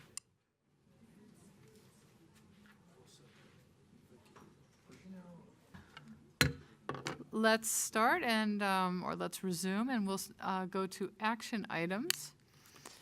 So I'll read them off. 7.1, personnel items. 7.2, approval of minutes, November 13th, 2018 special meeting. 7.3, approval of minutes, November 13th, 2018 regular meeting. 7.4, approval of minutes, November 27th, 2018 special meeting. 7.5, approval of minutes, December 4th, 2018 special meeting legislative work session. 7.6, 2018 comprehensive annual financial report. 7.7, acceptance of donation, Fairview High School. 7.8, acceptance of donation, Fairview High School. 7.9, acceptance of donation, Instructional Services and Equity. 7.10, acceptance of donation, Manhattan Middle School. 7.11, amendment to the construction manager general contractor contract for bond-funded improvement work at Central Kitchen. 7.12, cancellation of December 25th, 2018 board meeting. 7.13, certification of mill levies. 7.14, closeout to the construction manager general contractor contract for bond-funded work at Boulder High School. 7.15, proposals for courses and fees for 2019-20. 7.16, Resolution 18-34, extending deadline to negotiate charter contract with Summit Middle Charter School and Summit Academy. 7.17, Grant School Security Disbursement Program, Colorado Division of Homeland Security, 19. Okay, so, given that, hold on one sec. What? Are there any board members, any items board members would like to pull from the consent grouping? Kitty? Yes, I would like to pull 7.16, Resolution 1834, extending deadline to negotiate charter contract with Summit Middle Charter School, Summit Academy. Okey-doke. Any other items board members would like to pull? Okay, hearing none. Is there a motion to approve the remaining items on the consent agenda? Kitty, or Kathy, seconded by Kitty. And is there any discussion? Shelley? The new courses and fees. My question really is about 6th, 7th, and 8th grade language arts. It wasn't clear to me from reading the documentation exactly what changed in those courses.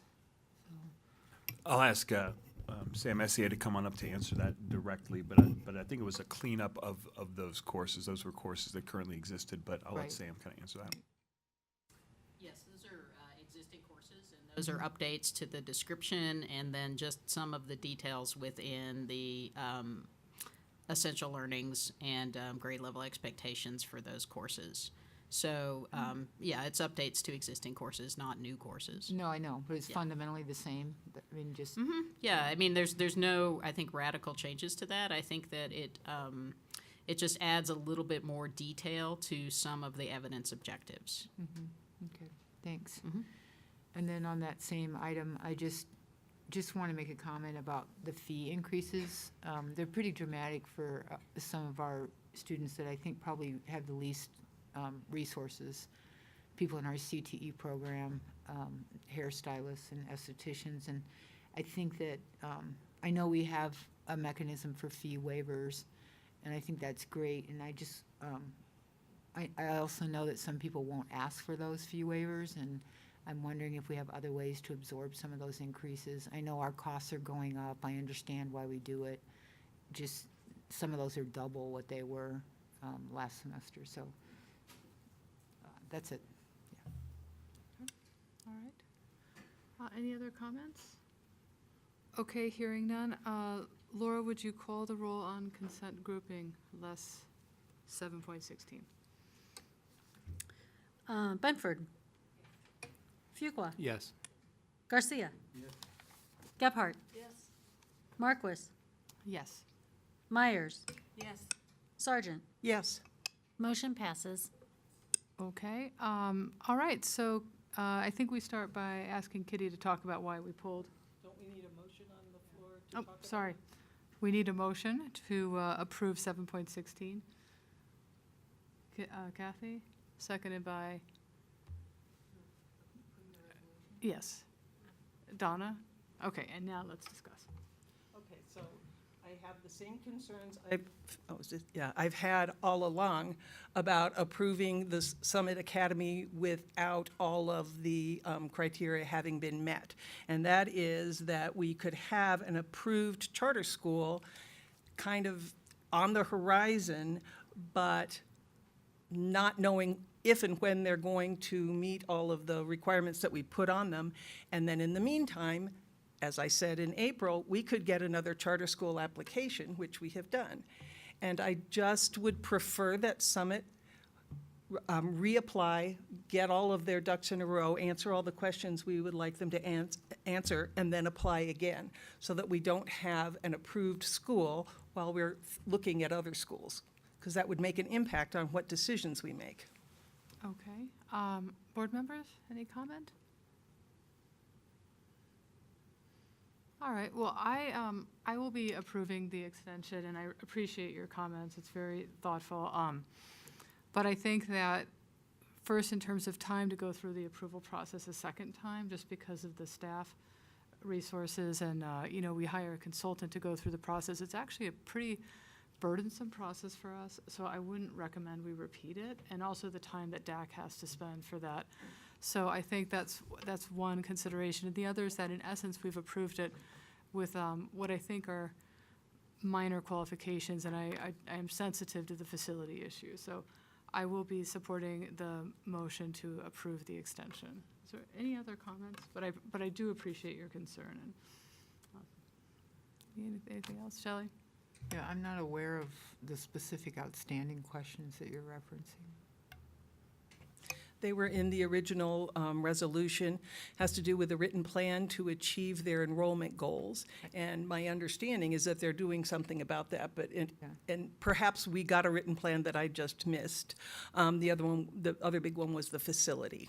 That they were gonna. And then having enough kids, a certain number of kids, I think 100, enrolled.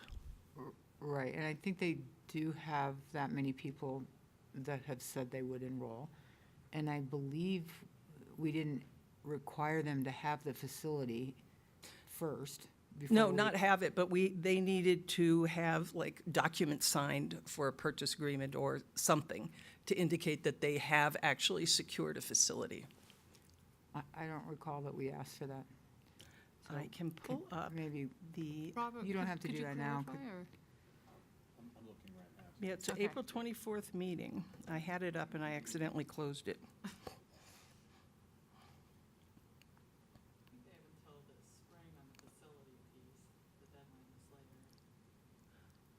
Yes, I didn't say they needed it all now, but those were the things that we had asked them to do. And there was still an opportunity to extend the opening another year.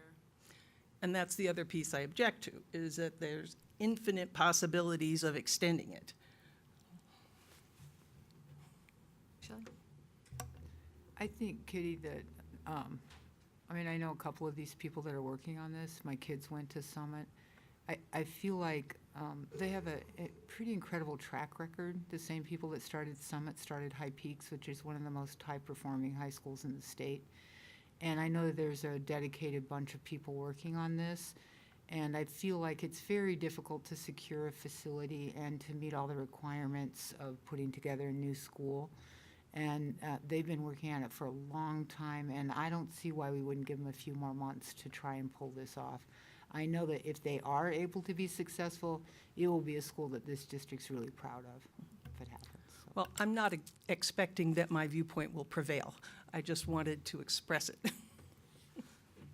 Okay. And did you mean the high school High Peaks or peak to peak? The elementary school High Peaks? No, I meant peak to peak. Sorry. Okay. I meant peak to peak, sorry. It's always confusing. I always get confused. Yes. It's one of those peaks. Peaks. Great. All right. With that, yes. Do we have any more information about where they are in the facility search? There wasn't anything in what I've seen. Okay. Okay. Laura, could you call the vote on the motion? And this is the motion to approve Resolution 7.16, the extension of the contract for Summit Middle School, Summit Academy.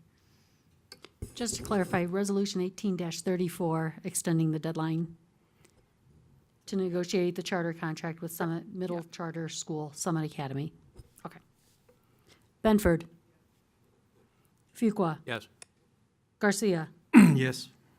Gebhardt. Yes. Marquis. Yes. Myers. Yes. Sargent. No.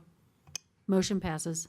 Okay, so now we're going to move on to item 9, policy action, and I think we have a lot of policies we're going to take action on.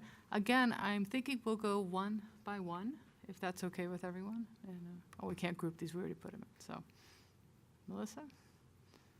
Well, these are the policies for action. So the boards discussed them at their last meeting for study. They were provided in the Friday report, news and notes. I think that was a week ago. The answers to questions that came up during the study. So I wasn't planning on presenting each one. Okay. unless you have additional questions. All right, so I'll read off the first one, 9.1, Board Policy Adoption, ADC, Tobacco-Free Schools. Do we have a motion to approve? Richard, seconded by Shelley. Okay, any discussion or questions? Hearing none, Laura, could you call the vote? Benford. Fuqua. Yes. Garcia. Yes. Gebhardt. Yes. Marquis. Yes. Myers. Yes. Sargent. Yes. Motion passes. Okay, 9.2, Board Policy Adoption, ADD Safe Schools. Do we have a motion to approve? Kathy? Donna? Any questions or discussion? Hearing none, Laura, could you call a vote to approve? Benford. Fuqua. Yes. Garcia. Gebhardt. Yes. Marquis. Yes. Myers. Yes. Sargent. Yes. Motion passes. Okay, the next item is 9.3, Board Policy Adoption, AE, Accountability Commitment to Accomplishment. Do we have a motion to approve? Kitty? Shelley is seconding. Any questions or discussion? Okay. Laura, do you want to call the vote? Benford. Fuqua. Yes. Garcia. Gebhardt. Yes. Marquis. Yes. Myers. Yes. Sargent. Yes. Motion passes. Okay, next is 9.4, Board Policy Adoption, AED Accreditation. Do we have a motion to approve? Richard, seconded by Kitty. Any questions? All right, Laura, would you call the vote? Benford.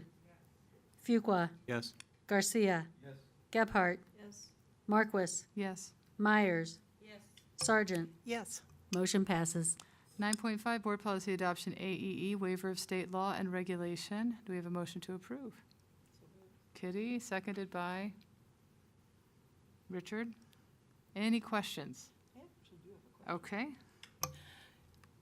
I saw that any state laws that are waived would be on the website, and I couldn't find any on ours. Have we waived or applied to waive any state laws?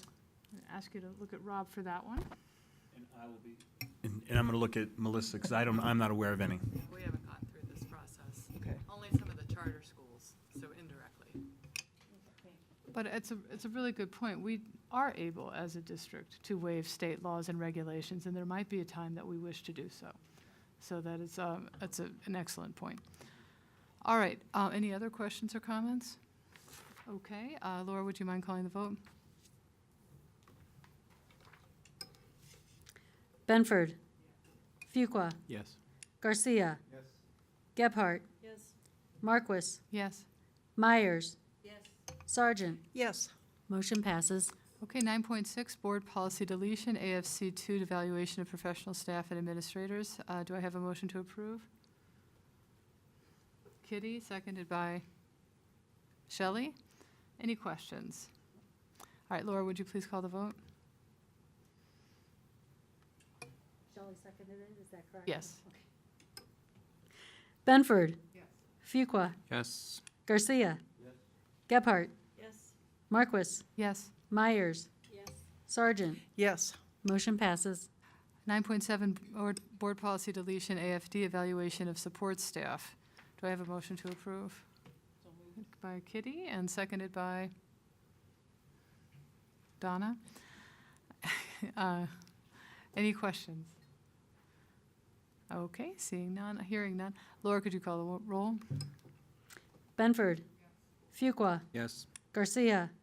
Gebhardt. Yes. Marquis. Yes. Myers. Yes. Sargent. Yes. Motion passes. Okay, 9.8, Board Policy Adoption, IICA, Field Trips. Do I have a motion to approve? Kathy? Kitty, seconded by Kitty. Any questions? Yeah, Shelley?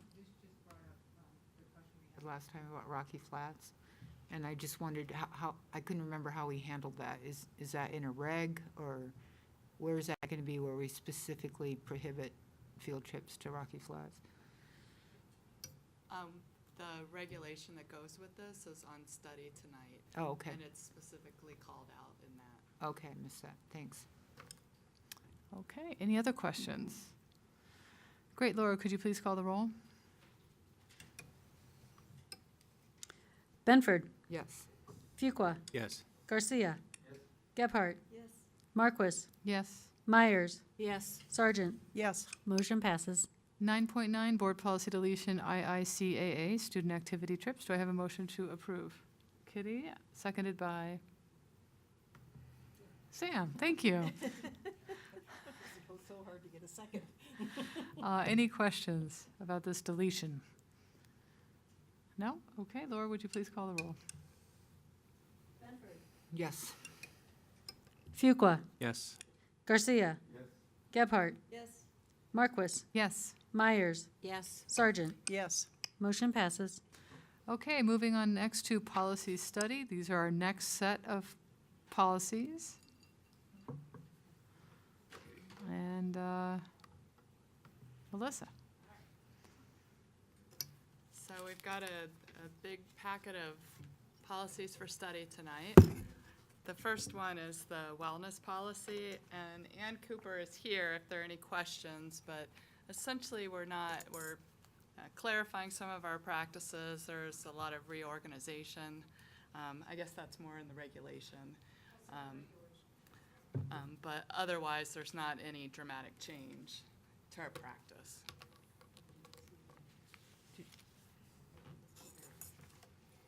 Any questions? Yeah. Shelley? Yeah, we were just talking with the Monarch principal tonight about a program he's doing with his ILC students to open a coffee shop or to work a coffee shop at Monarch. And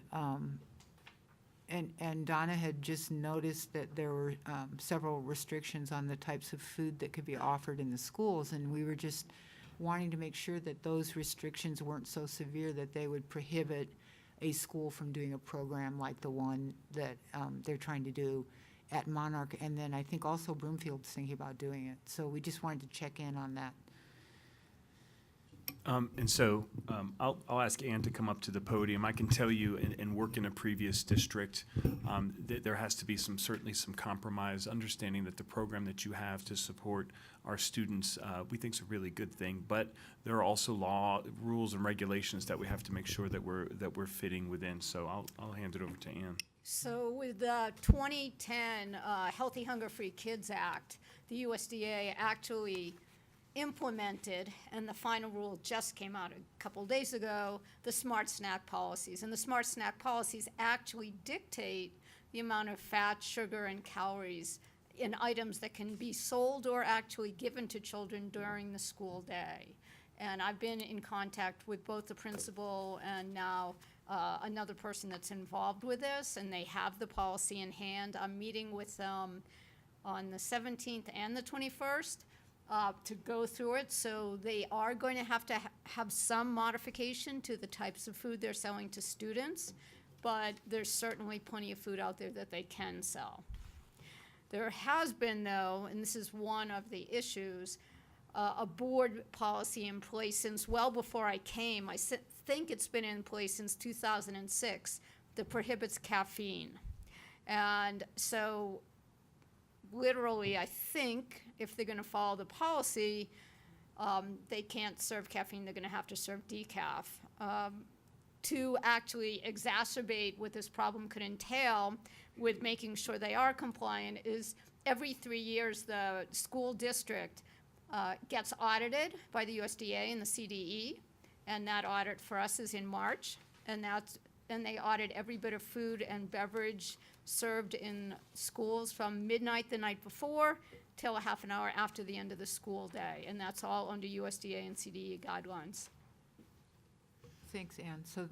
But the caffeine policy is ours, not USDA's? That is ours. Everything else about fat, sugar, all of those things are USDA or CDE. And CDE is actually a little more restrictive than USDA.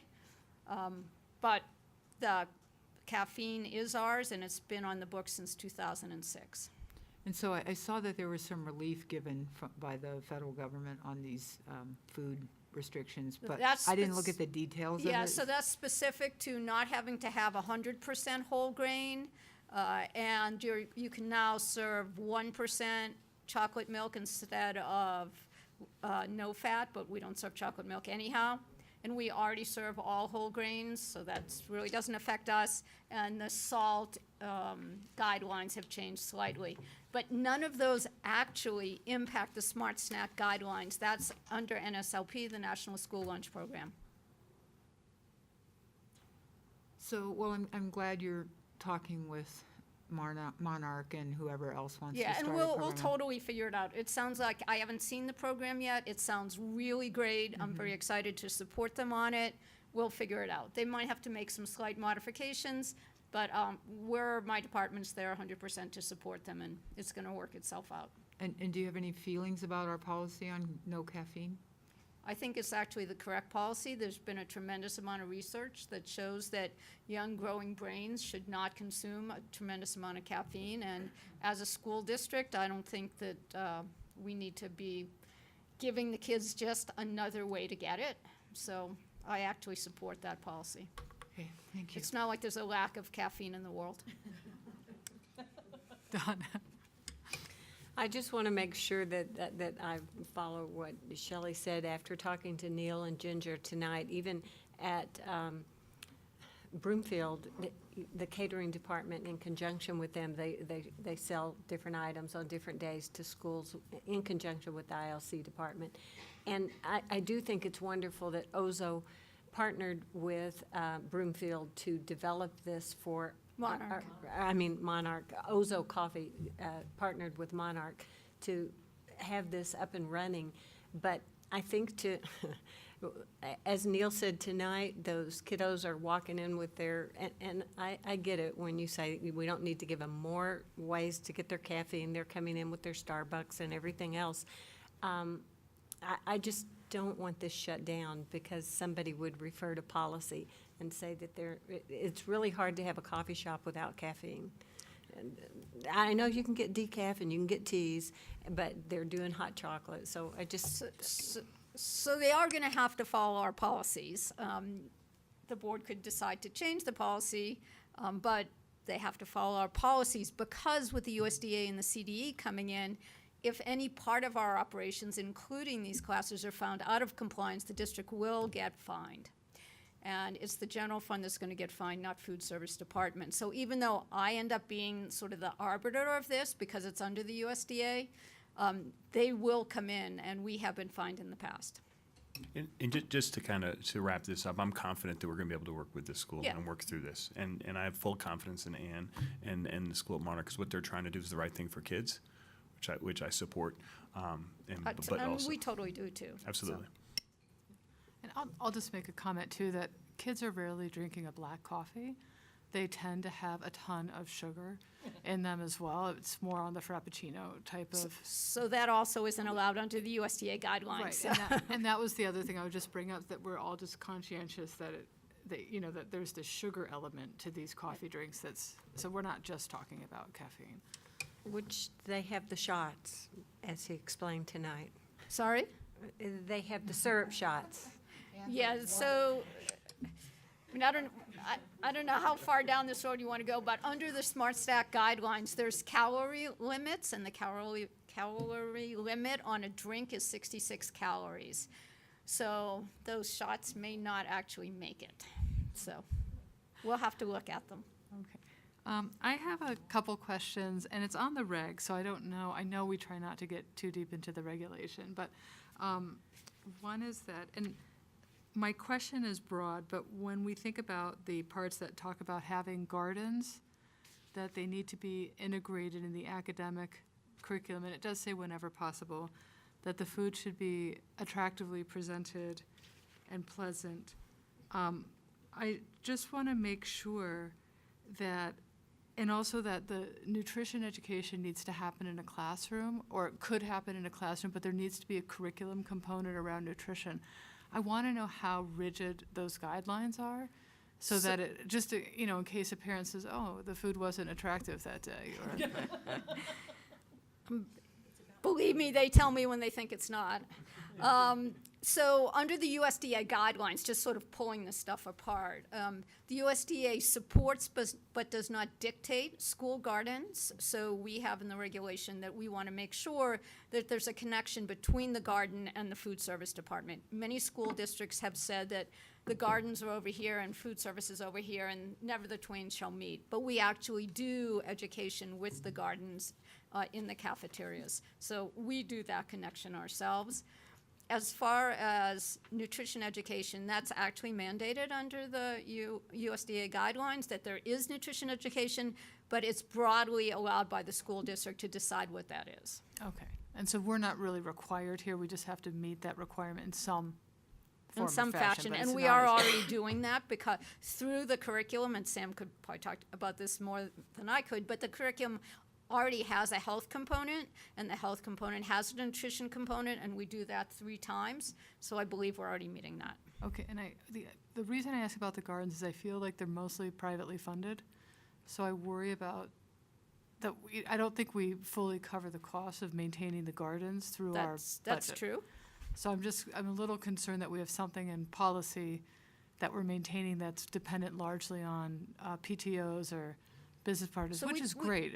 We don't in any way say that we have to have gardens. Okay. Just that if there are gardens, that we will support them. Okay, And perfect. actually, food service through grants that we've gotten are actually supporting a number of the gardens. And we work directly with all of the gardens to support them and give them seeds, and we do fundraising and stuff for them. Okay, and then my final question on this one is the Wellness Committee. Mhm. So is that in existence today? It absolutely is, and we meet twice a year. Okay. And we met in the fall, and we will meet again in the spring. So I don't know if we had this committee on our list, Laura. Okay. And I'd be curious at some point in time to know who's in it and what they do. Okay, well, we actually mean, have a apart- list of who's in it, and we keep minutes from all the meetings, and there was actually a report. We report to the board once a year. We reported last May, I think. It was in your notes at some point that came through Leslie, where we reported who was on it and what was happening, Okay, and it's we will kinda do that coming again. back. Okay. A vague memory. Okay. Other questions, Donna?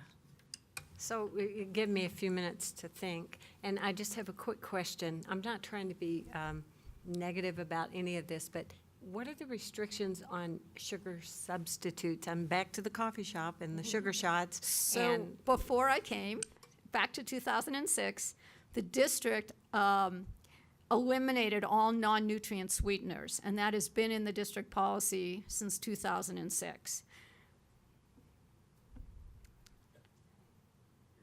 Okay. And Sam? I actually, the non-asked question is, do I support that restriction? And I do, because there's just tremendous amount of research in the deleterious health effects, especially to young children or high school age children, to non-nutrient sweeteners. And they increase the sugar level palate of children. So you give kids non-nutrient sweeteners, they're actually so much sweeter tasting that they crave sugar over and over and over again. So. the brownies were really good too. Sam? Just a quick question about another section of the nutrition education portion of the regulation. Yeah. Sufficient time for eating and socialization. Who defines that? And, because we, of course, get the anecdotal that some lunchroom person was rushing the kid to finish up and, So or the opposite, the kid. I will say the universal we, all of us decide that. It was discussed extensively during the discussion of when Sandy was here on the model school day, when we decided lunch would be 25 minutes, which it is not. We have never dictated as a district. I would love it if we did, and I'd be happy to help solve that problem, but we decided it's sort of generic. We could have a longer conversation, but we have districts with lunches, schools with lunches as short as 15 minutes, and that's bell to bell. So, but we decide. Just to directly answer your question, Sam, it's decided at the local school level. So principal, they're deciding it at this point. To Ann's point, I think there were some conversations in the past on some suggestions, but no requirements up to this point. What is best practice? Best practice is 25 minutes. And some schools are at 15. That's correct. Maybe we can revisit that, board members, at some point, because that seems out of line. We do have, I will remind the board on the 18th, a prioritization meeting in regards to topics that we want to take up, and so that might be a good time for us to kind of bring that forward. It might be helpful if staff weighs in on that as well. Definitely. I have a question on the physical activity. Yes. And again, this is through anecdotal information, that many of the kids, or many of the schools have lunch recess after lunch. And a lot of the kids are just anxious to go out to lunch recess, so they don't eat their food the way they should. And probably a lot of food goes to waste because they're in a hurry to get to lunch recess. And I know that some parents were asking questions about why not have recess before lunch or something to that extent. So best practice in the school food world is recess before lunch. That is also a school-based decision. And it is in the policy that you should try to do that. It is, Yeah. but it is also a school-based decision, so. So again, that's something that we might want to have a discussion on in terms of priorities. And I don't know that this may not be a question for you, Ann, but the thing about the 3 fundraising events to sell food and up to 6 parties or celebration each school year that are exempt from smart snack guidelines. So what is that? So under the CDE, so this is the Colorado Department of Ed, so under the USDA guidelines, they say that states can allow exemptions. So the USDA says, here's the guidelines. States can allow exemptions. Colorado has decided there's 3 exemptions a year. That means that there can be fundraising events at school, 3 per year. We actually have an exemption form. It went out to the principals a couple times in Noteworthy. They actually have to fill it out and send it to me. And that means that they can sell things for fundraisers. Like a bake sale? Like a bake sale, except and it doesn't have to meet the Smart Snack guidelines, so they could sell a cupcake or something else, but they still can't do it within a half an hour before to a half an hour after any regularly scheduled meal period. That is often difficult to assure, but we work at that.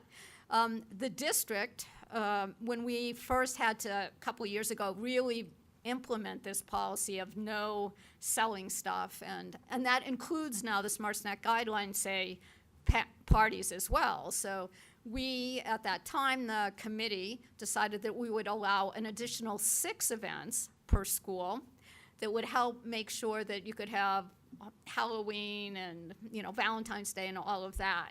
So we have decided that they can have 6 additional because a school district can make those considerations as well. So there's 9 events a year that schools can have that don't meet the guidelines. Okay, so like the Booster Club can sell cookies in intermission in a concert or something? Oh, anything after, right, but anything after the regularly scheduled school day. Oh, that's right, because it's they not can- midnight yet. Right, so between, if school ends at 3, from 3:30 till midnight, all of those things that happen are exempt. Thank you. Any other questions? And I have one more question. Is it stated somewhere in these policies or implied that you can't use a portion of recess or lunch as a way to enforce discipline or to hold it back from a student?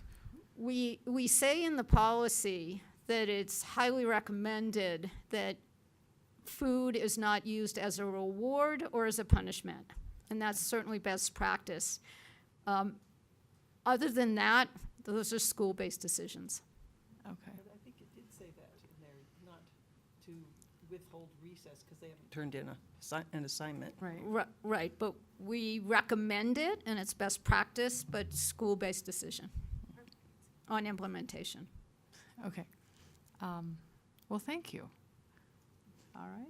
Should we go to the next one? The next series of policies relate to updating our health policies. And we're relying on a lot of the CASB models in this work. So there's Stephanie Farron, the Director of Health Services, is here tonight to answer questions. A lot of this is really reorganizing, so pulling pieces from one policy and condensing it into another. Starting with the next one, JHA, the student insurance programs, that's something we're recoding and just using the model CASB language, basically similar intent in the policies.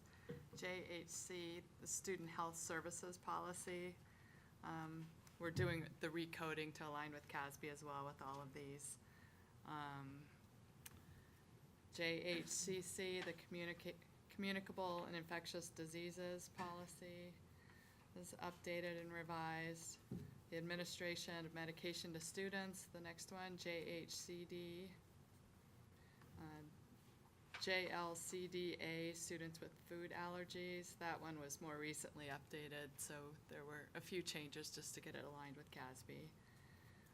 JLCDB, this is administration of medical marijuana to qualified students, so if you've been tracking some of the legislative changes over the last few years, the very last round did, through state law, say that school district employees could administer, so we are not taking that position.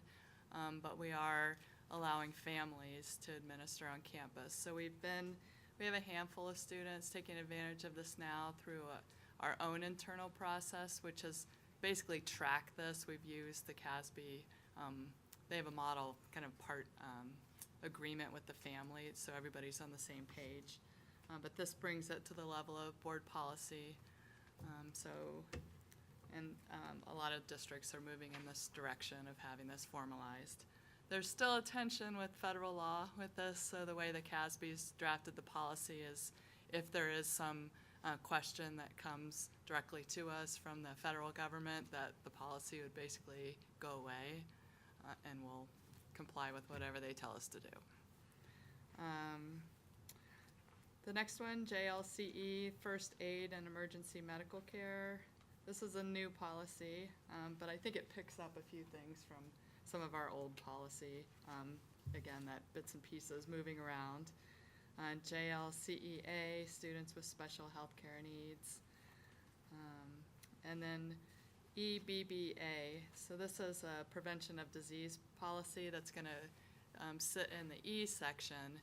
And this was a policy that was in J, basically handling bodily fluids, and so now it's in the E section. So I'll stop there because those are all the health-related policies and see if there are any questions. Okay, Or questions? Stephanie. Donna? I just have a question, just so that I'll know, is there a large percentage of parents that, I'm looking at the student insurance programs, and it said a student accident insurance program providing broad coverage at nominal cost. I was wondering what nominal cost kind of means, and then what's a percentage of parents that participate in that? Is it? I don't know. Do we know? We do an RFP for those services every year, but I'm not sure how many actually participate. I think they work directly with the insurance company, Okay. so we don't have that information. But we do provide that and do that RFP. Do we do it every year, do you know, to select a company that we give out to parents? And it's essentially an option for kids that want to play sports that Okay. either need to have their own coverage through their family or they can purchase this. But yeah, I don't know the cost Okay. because it's just putting them in contact with the agency. Okay, other questions? Okay, so essentially we don't have any changes, I guess, on the group that you just spoke to, On the what? on this group that we just talked Okay. about. Okay, what's next? All right. The flag display policy. Again, this is a CASB model policy. We're just updating and recoding that. Nothing too earth-shattering there in terms of changes. JKA, this is use of physical intervention and restraint. So keeping us in line with reviewing the entire J section, this is in there, but there are no changes because we recently looked at this one. JLF, reporting child abuse, child protection, very minor revisions to that one. And then this last one is just the notice around the regulation change for the field trip policy. So that one is a kind of a revamping and reorganizing of that entire regulation.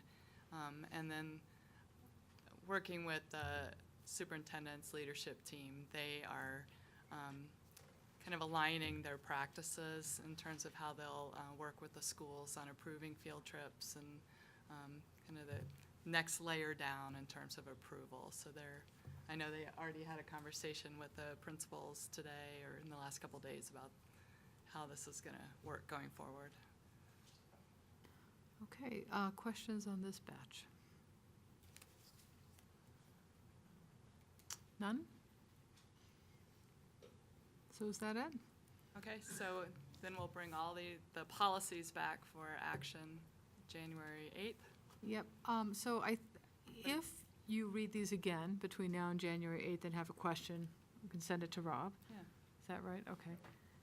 And then I'll ask a quick question before we're just studying. How was this amount of policy for everyone? Was it too much? Was it okay? I mean, we have a lot to get through, so we have to keep some kind of pace. Is this the maximum? Okay, so, It also depends on the It does, policies. yeah. I I know. mean, the flag one didn't upset me too much. And I would say that the board always has the option, if we get into this and it seems like too much, we can always designate some for just, to remain on study if we're getting to the point and it just feels like it's too much. But I do appreciate the board listening and investing the time to review all these, and Melissa's work on this, I think, has been fantastic to get these policies in front of you all to take a look at and make sure that we're having updated policies.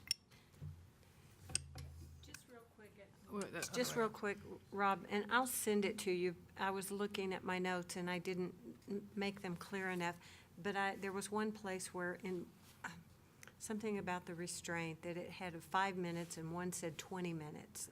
And so I think it could have been a typo, or it could have been, so I'll find it and send it. Send it to me, we'll make sure we clean that up. okay. So, thanks so much. This is great. Our next item are the study items, and we'll start with 11.1, the 2019 legislative platform, which we've looked at. Rob, do you want to, or I guess we could go straight into comments. All right. Any questions or comments? We've spoken about this. Yes. Who comes up with this, and how does that work? So the board develops this. And this is the same document we've been working since I've been on the board, and it has changed significantly since when I started, and probably since Sam and Shelley started, you've seen changes as well. But, and it is, comes from input from staff and reflects the landscape and. Thank you. Yeah. It's an evolving document too, given what the legislature does. All right, any questions? Nope. Okey doke. Then our next item is the Alicia Sanchez Elementary 11.2, Alicia Sanchez Elementary School Unified Improvement Plan.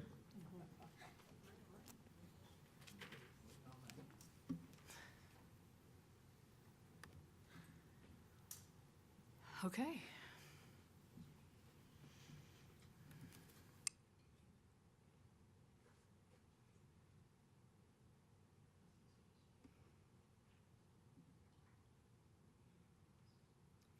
View, or back to view.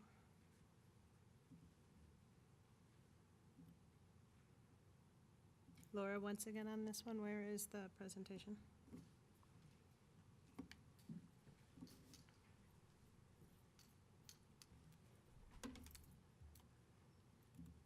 View, full screen. Got it. There you go. Okay. Good evening once again, President Marquis, members of the board, Dr. Anderson. I'm Robin Fernandez, the Assistant Superintendent for Elementary School Leadership, and with me is Kent Kruger, the principal of Alicia Sanchez Elementary School in Lafayette. As you know, Sanchez is currently in year 0 of turnaround status as identified by the Colorado Department of Education. Part of the process during year 0 is the creation of a plan to improve outcomes for students and ultimately to come out of turnaround status. We're here this evening to share with you an outline of that plan and our steps to move forward. The goal really is to fundamentally rethink how we support Sanchez Elementary School in terms of professional development, resources, district supports, and social emotional learning processes. Kent will now share the work that the Alicia Sanchez staff has done this fall to identify root causes and to share what has already been put in place to address them. Good evening. I apologize for adding to your late evening, but this is really important work and really energizing work for me, so thank you for being here. Hopefully the plan that I'm about to convey will give you a sense of urgency, because there are students at Sanchez right now who we want to immediately give the best possible that we can. And at the same time, you recognize that in our presentation efforts to make a really deliberate and thoughtful long-term plan, we don't want to just jump into strategies that are not right for all future students who come to Sanchez. As a staff, we're committed to doing this work, but we know it's going to take the support of school leadership. And the current school leadership makes us very optimistic about the future of Sanchez. Dr. Anderson has been over to Sanchez 4 times already, including the very first day of school, walking the neighborhood with me, meeting with staff, and even hosting a community gathering. Robin Fernandez has been to Sanchez several times as well, including meeting with the staff. And Nativity Miller spent a full day at Sanchez just last week. Because of how things are progressing, I have great confidence that we will be back in front of you shortly and several years out from now, sharing with you dramatic, consistent, and successful results for Sanchez. As background, the reason that Sanchez is on turnaround is because of a score of 32.8 on the state's school performance framework. We were just below the cut of 34, which would have put us on priority improvement. I've included some data on this slide, but I also have a lot of additional data and shared with you our school improvement plan, our UIP, that has a whole lot of data that you can look at, but I'm more than willing to share sort of details of that data. Although some of the data is daunting, I think you'll see in the slides that come up many inherent strengths that we have at Sanchez and a plan to increase our efficacy that will help us make significant progress in both the short term and the long term. There are some things that we're going to have to do serious new work on over time, but there are, without a doubt, many strengths currently present at Sanchez that will make this work achievable. One very clear strength of Sanchez is the families and the students. I took the opportunity this summer to walk through the Sanchez neighborhood with Richard Garcia to meet Sanchez families. And I am not hesitant to embellish stories a little bit to make them better, but one of the days we walked around was the hottest day of the summer. It was 103 degrees, and Richard, I was being paid for the summer. Richard was not, so it's taken me a long time to say publicly, thank you so much for introducing me to all the families at Sanchez.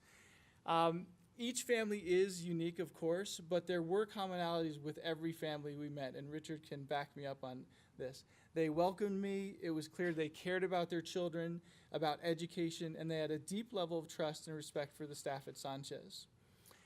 And there's nothing I've enjoyed more in my first 3 months at Sanchez than getting to know the students, who are really a reflection of their parents. I found them to be wise, resilient, funny, compassionate, and worthy of our absolute best efforts. Another strength of Sanchez is the Sanchez staff. I assume that some schools that are in turnaround, it's because of a lack of a committed staff, but the Sanchez staff is incredibly hardworking.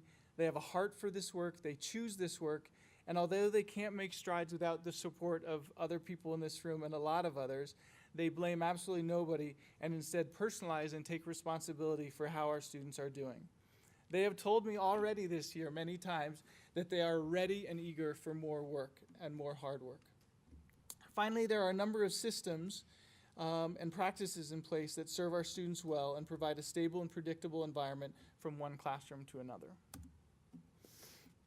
I have 5 root causes I'm going to share with you that we believe contribute to the results that we're seeing. And it's our belief that if we put into place high leverage strategies that address these root causes, that we will make significant growth. So first, the first root cause is up there, is that schools often ask for more funding, but it's our responsibility to make sure we have the systems in place to be the most effective and to have the most efficient use of this funding. One of the things we've already done is to visit Denver public schools that have successfully exited turnaround because of thoughtful, systematic changes they made. Something that stood out to us in the schools we visited was what they called push-in support for students who were struggling, rather than doing what they previously did was send students out of the class, oftentimes to the office. This is something we are working on emulating at Sanchez. Many of our students come to us with behavioral challenges, oftentimes due to trauma. These behavioral challenges can be frequent and sometimes intense. One of the strategies we are already working on to address this root cause is professional development for teachers on best practices to support students from trauma. Some traditional methods of addressing behavioral challenges do not work for students from trauma and actually unintentionally escalate them. When we as a staff have the right tools to support students, we will help create a safer and more productive school for all students. We are also at the beginning stages of creating a wellness team supported by a newly hired board-certified behavior analyst that is focused on proactively supporting students who are in crisis rather than investing in a discipline team that would focus on punitive after-the-fact consequences. This root cause and related strategies is probably familiar to you, as it is a root cause identified across the district, and the strategies to address this root cause are already well in motion. I will say that it completely fits and is the right literacy work for Sanchez, and that the district rollout of the new Fontes and Pinnell materials and the professional development that has gone along with it has received high praise from our teachers and excellent engagement from students. For our students, it is particularly critical that they receive consistent, predictable, research-based instruction across every classroom.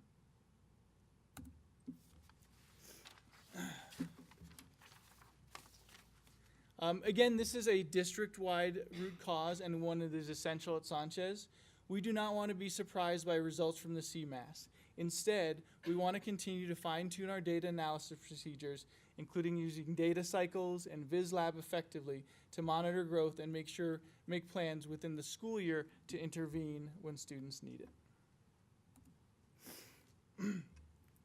Sanchez has begun some unique recent efforts to address supporting disaggregated groups, and we are planning to follow through and refine these strategies. Some of these include implementing a co-teaching model for English language development, home visits, which has significant research behind the benefit for improving family-to-school relationships, and looking at increasing the efficacy and purposefulness of our programs for students who qualify for free and reduced lunch, such as our after-school Dragon program and our I Have a Dream program.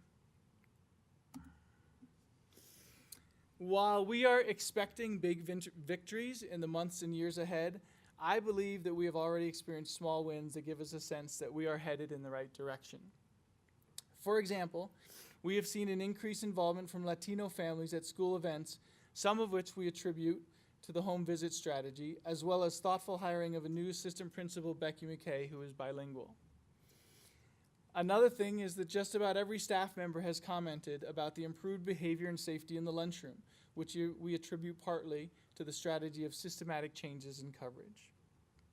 And just last week, I was meeting with kindergarten teachers who shared with me data that showed that their current kindergarten classes are, as a whole, at the same place now, the same level now, as last year's class. Were at the end of last year. Yeah, which is like, love the positive nods. Kindergarten teachers attribute a great deal of these success to 5 things: new literacy materials, thoughtful analysis of the data they're collecting that tells them which students need additional intervention, a different system this year where we added adult support in the kindergarten classrooms, co-teaching for our English language learners, and behavior systems that they have put in place to help keep these students engaged in learning. And you might notice that those 5 are the 5 root causes and some strategies that went along with those. So in that case, we're using all of those. So that is the end of my presentation. I want to say thank you again for listening and for your support, and particularly for the support of the leadership in this room. because this is really important work for us to do to give Sanchez students the best that we can give them. So thank you very much. All right, thank you. Any questions or comments, Rob? I'd love to make a few comments. First of all, board members, as you all know, in previous roles, I've had tons of experience in regards to working with turnaround situations. And so I share that with you to let you know that I have the utmost confidence in Ken Kruger. The man that's standing in front of you today is not only a well-respected and seasoned leader, but cares deeply about every kid he serves. And that is so critical when you're doing the intensive work that he does each and every day. I want to start by that. I also want to say that he is not alone. And schools like Sanchez cannot do this alone. They have to partner with the district. We have to be fully behind the efforts that are happening there to make sure they get what they need so they can serve all of those kids. And so I want to send a clear signal to Kent, to Alicia Sanchez, to the board that the school is not alone. While he was presenting alone, he is not alone. And as we look forward, we are really reflecting as a district on how do we support schools like Sanchez, our Title I schools. How are we giving them what they need so they can be successful? I have the utmost confidence that in a year from now, we will be having great news. I think that we'll be proud but not yet satisfied with where we are at Sanchez and some of our other schools that we know are continuing to grow. But I'm here to tell you that we're on the right path. And I'm excited for Kent. I'm excited for his leadership. I'm excited for the things that I'm seeing at Sanchez. Certainly work to do, and we know that. And it's not easy work. But we are here to support the school fully. Typically, this presentation, from my understanding, is when schools would fall into this category in the school performance framework. There wasn't a formal presentation, but this is something that we decided we wanted to do. This is something we want to put up front, that is work that we're committed to doing and making sure that we do right by not only the community, but every kid we serve at Alicia Sanchez. Okay, thank you. Kitty? Yeah, I have a question just about the process of a turnaround. Like I know it means the performance is low enough that you're at that level, but what does that entail? How long, I suppose you can get out of it as fast as you want, but just what's the process? So because Alicia Sanchez is in year 1 of turnaround status, if they reach a threshold, as we spoke of before, of 34%, they can exit turnaround status next year. So part of year 0, the process is the plan comes before you for study, will come back in front of you January 8th for approval, and then will be submitted to CDE on January 15th. After that time, they will provide feedback on the plan itself, on the route CDE will. And based on their feedback, we may need to make some tweaks to the plan. But then we will move forward with executing the plan through the rest of this year. And then what? Well, so it is our greatest hope, and we would expect to see a jump in outcomes next year based on the strategies that have already been put in place. So the majority of the growth percentile that goes into determining whether a school is on turnaround or not is determined primarily by growth at grades 4 and 5, because at the elementary level, it is 60% growth. And as CMAS is administered for the first time in grade 3, growth is then determined in grades 4 and 5. A very small percentage of the equation is access data, grades 1 through 5, but primarily growth data at grades 4 and 5. So our goal is not to be entering a roller coaster process of moving through improvement plan categories. Our goal is to ensure that we have the systems and structures in place, which include, as Rob spoke to, the appropriate type and level of district support, professional development, and social emotional support, so that we are able to reach a level of consistent student outcomes for students. Thank you. All right, Donna. Ken, I like everything I heard, having lived a life as an educator myself, and been in a school that was on a turnaround. A lot of the things that you're doing, you know, are just spot on. As far as I'm concerned, I like the proactive approach. And I was interested on the BCBAs that are there. Are they there regularly? How many counselors did you get? And the other thing is, who does the home visits? Our BCBA is something new started this year, and we began the year with the person there 2 days a week, and we've actually moved that person up to full-time. And so it's one person who fulfills that role and is part of the wellness team, and really looking at behaviors, not just reacting to them, but tracking behavior. Why does it happen? When does it happen? How can we intervene? So that's been a really nice addition this year that's new to Sanchez. We have a full-time counselor, actually a 1.5 counselor right now, and so I think your questions are great about mental health and how we do that and how we support students is a big piece. Home visits is something that we did a training within the district, and some teachers have taken that on sort of as a pilot this year, and then we're hoping to expand that. So that's something that was district initiated, and our teachers jumped right on it. It was voluntary, and they said, yeah, we'd like to try this, and we've been having conversations about how wonderful that has been to be out in the community. You know, we ask people to come to our house, but we never come to their house first, and so we did that, and I feel like that has had a huge impact already. So that'll be something that'll grow. It's not fully implemented, but it'll grow. And thanks for answering those. That was impactful to me. I did home visits with schools, students and their parents years ago, and it just pulled them in a lot more. But then I did like hearing, too, that academically you're tracking that more often. Yeah. And I think students like seeing their growth projection on some kind of a chart. So Thank you. Good presentation. I Thank you. appreciate it. Okay. Kathy? Thank you for all your great work on this. This morning, there was a really heartbreaking story on Colorado Public Radio about Adams 14 and how I chafe at labeling schools and labeling students, and how those students were internalizing the sense that their district had been labeled as failing, that they were failing.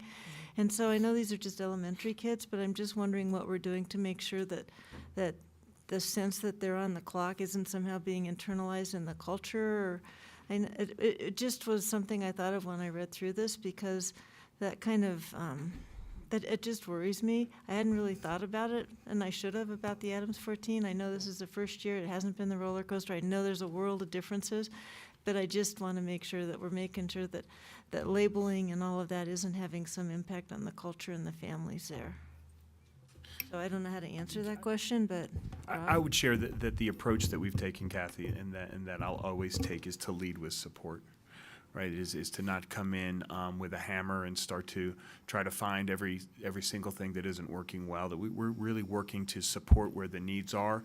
Digging into the root cause is the right work as you start to think about turnaround. I have confidence in the root causes that the school has identified, and then leading with support, and then sustainability. To Robin's point, you know, what happens unfortunately sometimes in these situations is that people are so concerned about the title or you're on the list, and then as soon as you get off the list, you pull all the supports away. We can't do that. You won't be able to sustain, and all the growth that you've made, and I'm confident we're going to make, goes away.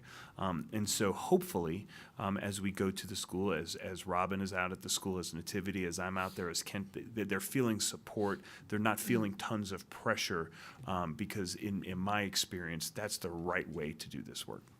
yeah, it's just the label and how it's presented. I have no doubt that I think this board would sustain whatever it is that we find to be successful, and that was my question for you, is if there's anything that the board can be doing to further your success and to be supportive, please let Rob know and let us know. Thank you. And when you talk about the kids, what I think of is, you know, what's the impact on the kids? I mean, right now, I don't think, you know, we come in and we try to make it the most joyful place we can, and we make it exciting. And if you come visit, you'll see that. You'll see kids happy to be there.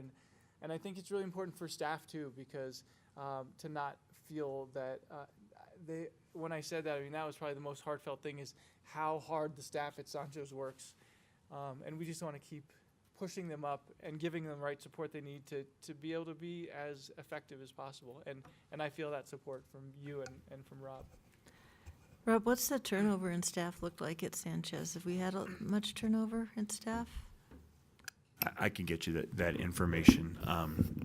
Prior to this year, potentially more higher. I would estimate the average of turnover probably higher than the district average. But moving forward, certainly want to make sure that we have the right folks in the building, and we're supporting them in the right ways. So not only are we keeping them, but we're continuing to make them better and giving them the skills to make sure that they're making a difference.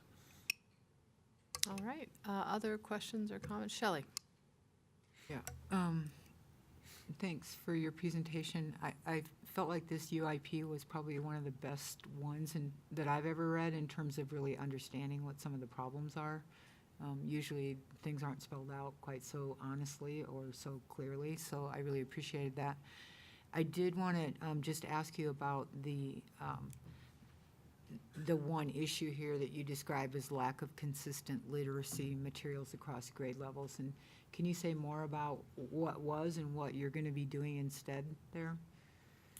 Do you want to do the district piece, or do you want me to? Sure.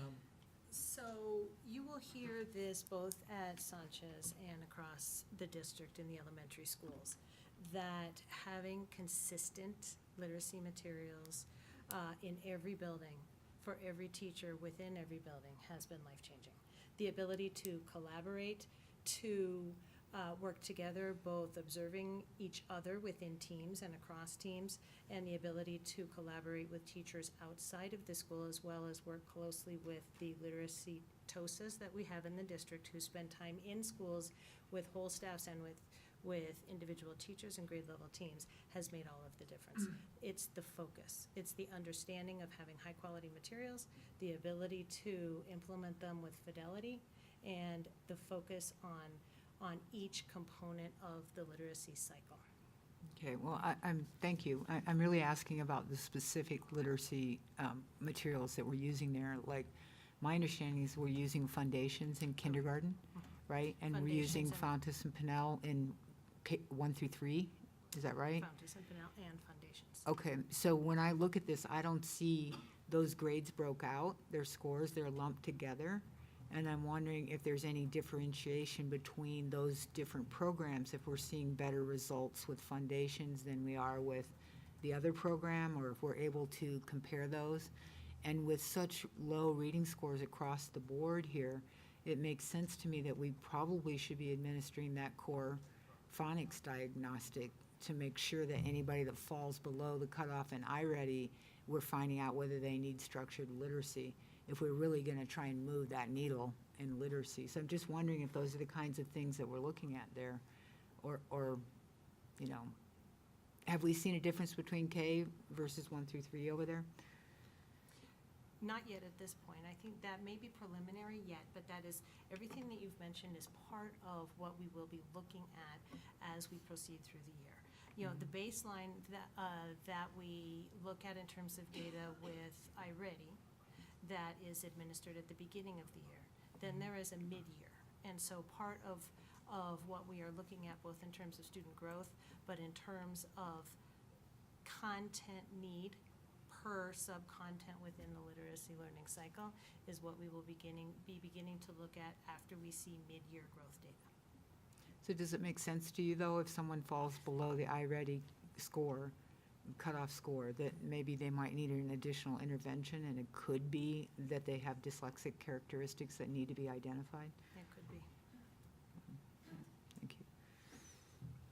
Okay, Sam or Kitty? I just wanted to say to Kent, I really like that you led with strengths.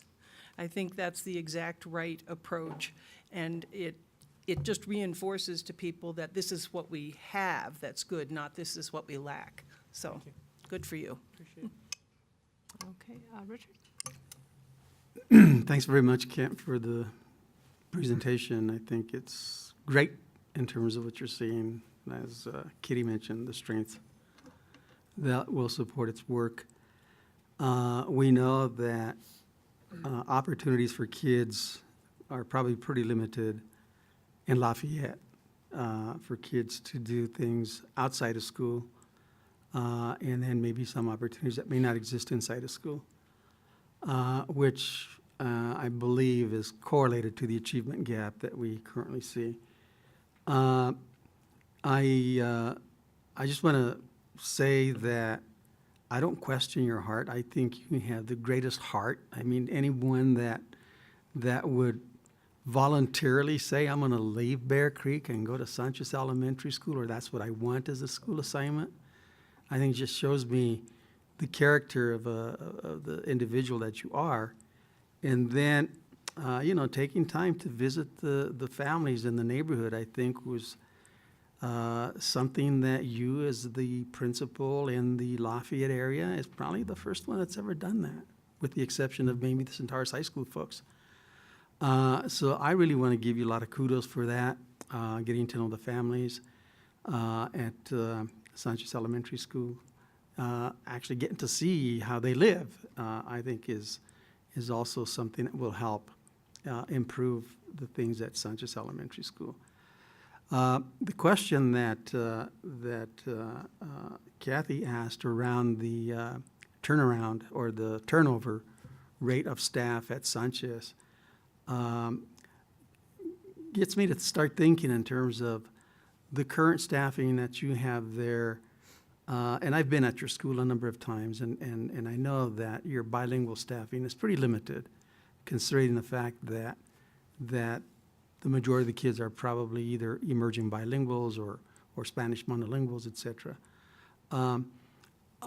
In your turnaround plan, are you thinking, have you thought that as you turn over in staff, that you would make a big effort to staff with bilingual personnel in the school? And also in the turnaround plan, as it relates to the families, because I believe that in the Unified Improvement Plan, it doesn't talk a whole lot about how you're going to have families help you, not you helping families, but families helping you as it relates to some of the strengths that you're noticing there. So those are the kinds of things that I have in my head, and also knowing that we've had series of years and years and years that go on and go on and go on at Sanchez Elementary School, and we've seen the same issues over and over and over again, and I get pretty impatient in terms of when are we going to start seeing some great results at Sanchez, and what would be the best way to do it. Because, every year that we have a school year, and if we look at the literacy scores and stuff like that is frightening in my head as it relates to some of the kids. So I truly appreciate your effort, and I really, really appreciate the fact that you're looking at some of the root causes. But I would really urge you to start thinking about how those families can be supportive of your efforts. ¿Y usted sabe que puedo hablar en español? Claro que sí. And I think that's really important. I mean, I think having a bilingual assistant principal, which, I think that's critical. I hear I can't have the same conversations that Becky can have. I can have conversations with families in Spanish, but when it gets, that's something I need to improve. I start with myself and say, my Spanish, Richard knows. We went around, and sure. I can speak in Spanish pretty well, but I need to improve that. And I think it sends a message to families. And the families appreciated the fact that you made that effort. I'm telling you that. And so I think that's part of sort of the systematic part that, not all the details are in there about, but looking at, so how do we systemically make Sanchez a place that everyone wants to work? And that we do keep staff, and how do we incentivize that? It doesn't have to be money, but how do we build those folks up, and how do we build the folks up in the school to better support the community? I think it's a fair and a great question to ask. How many teachers do we have who speak Spanish? It might be more than you think, or it might be less, but it's a great question to ask. Great. So thank you. And I'd also love to share that in those efforts, again, Kent's not alone. That our HR department will be standing by, that we'll have to have a concerted effort to ensure that he doesn't have one or two bilingual candidates. He has a slew of highly qualified bilingual candidates to choose from in the event that he does have vacancies to help support him in what it is he's doing. I really would like to make that a priority for Sanchez, is to see how much we can increase the numbers of bilingual teachers in that school. The other thing too is, and you don't have to answer this question now because we have had Sanchez as the International Baccalaureate school. And I've always wondered what that means and really what it, I mean, it was created for some reason. I think it was created to maybe get some more white families that were leaving the school to come back into Sanchez. I'm not sure, but I'd like at some point maybe have some more conversation around that.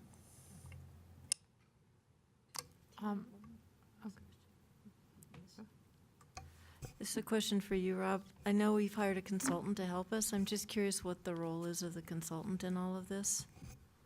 And so we've hired, we've brought in University of Virginia's Partnership for Leaders in Education to come in and do a diagnostic assessment of the district conditions to support schools in turnaround.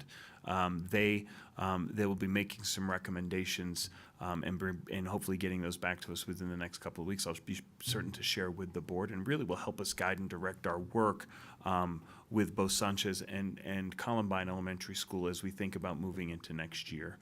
They have areas of focus that I'll share with you all, and then as we have worked with them, they spent 2 days in our district talking with district staff, talking with several board members. Once we have those recommendations, we'll share with you, and it should inform our practice moving forward. Their expertise is really in executive leadership and leadership development and system and district conditions that need to exist for schools that are in turnaround status to be able to rapidly accelerate growth in the ways that I know all around this table hope to happen at Sanchez. And so more to come on that. As soon as we get that report, we can certainly present that to you all. And as we think about our annual plan from January till May, potentially an opportunity for a work session or an information item to the board. And I had a couple of questions. One is, how are we funding the behavioral counselor and the co-teaching model? I know it sounds like it's extra resources. I'm just wondering how that's being done and how it can be sustainable. Those are investments that we made from our instructional reserve after going out to the school and understanding some of the issues and seeing the impacts. Those are decisions that I supported Robin and Kent in making. But as we think about the supports that Sanchez needs for next year, and we're developing our budget, I don't think those can be one-time investments. You know, as I shared, to get the results that we want and to give the kids the support we need, those are going to be ongoing. But that will be part of the budget process and budget request. And will this be informing a larger look at weighted funding allocations for highly impacted schools, or? But potentially, again, as we work through the budget process, how are we supporting schools that are highly impacted by poverty, highly impacted by lots of students who are below grade level, as we work through that and talk through the budget process as part of recommendation. You could expect something like that coming your way. Okay. And I also had a question, just in general. I was around when they chose the math instructional materials that we're using. I think it's Math in Focus. And I'm wondering if you're hitting any barriers with that because they're language heavy, or if that's not really the issue. I'd have to turn to Kent and Robin to answer that. It's the Math Expressions is the one that we're using. And so it's not something that that's a good question to ask, and something that we can look at is that having impact negatively. So I think it's just something I'll have to think about it, is how those instructional materials, especially seeing the instructional materials in language arts and how that seems to be working so well. I think it's something we could look at and see how we modify those, or how we make them as accessible as possible to all our kids. Kathy, you had another? That was it. Okay. All right. Richard. What's the prize from the Department of Education because you're a turnaround school? There are, I'm sorry, do you want to say? Sure, I can say, well, as part of the turnaround process, we have the opportunity to apply for turnaround grants, and we have applied for one, the results of which will be shared with us December 14th.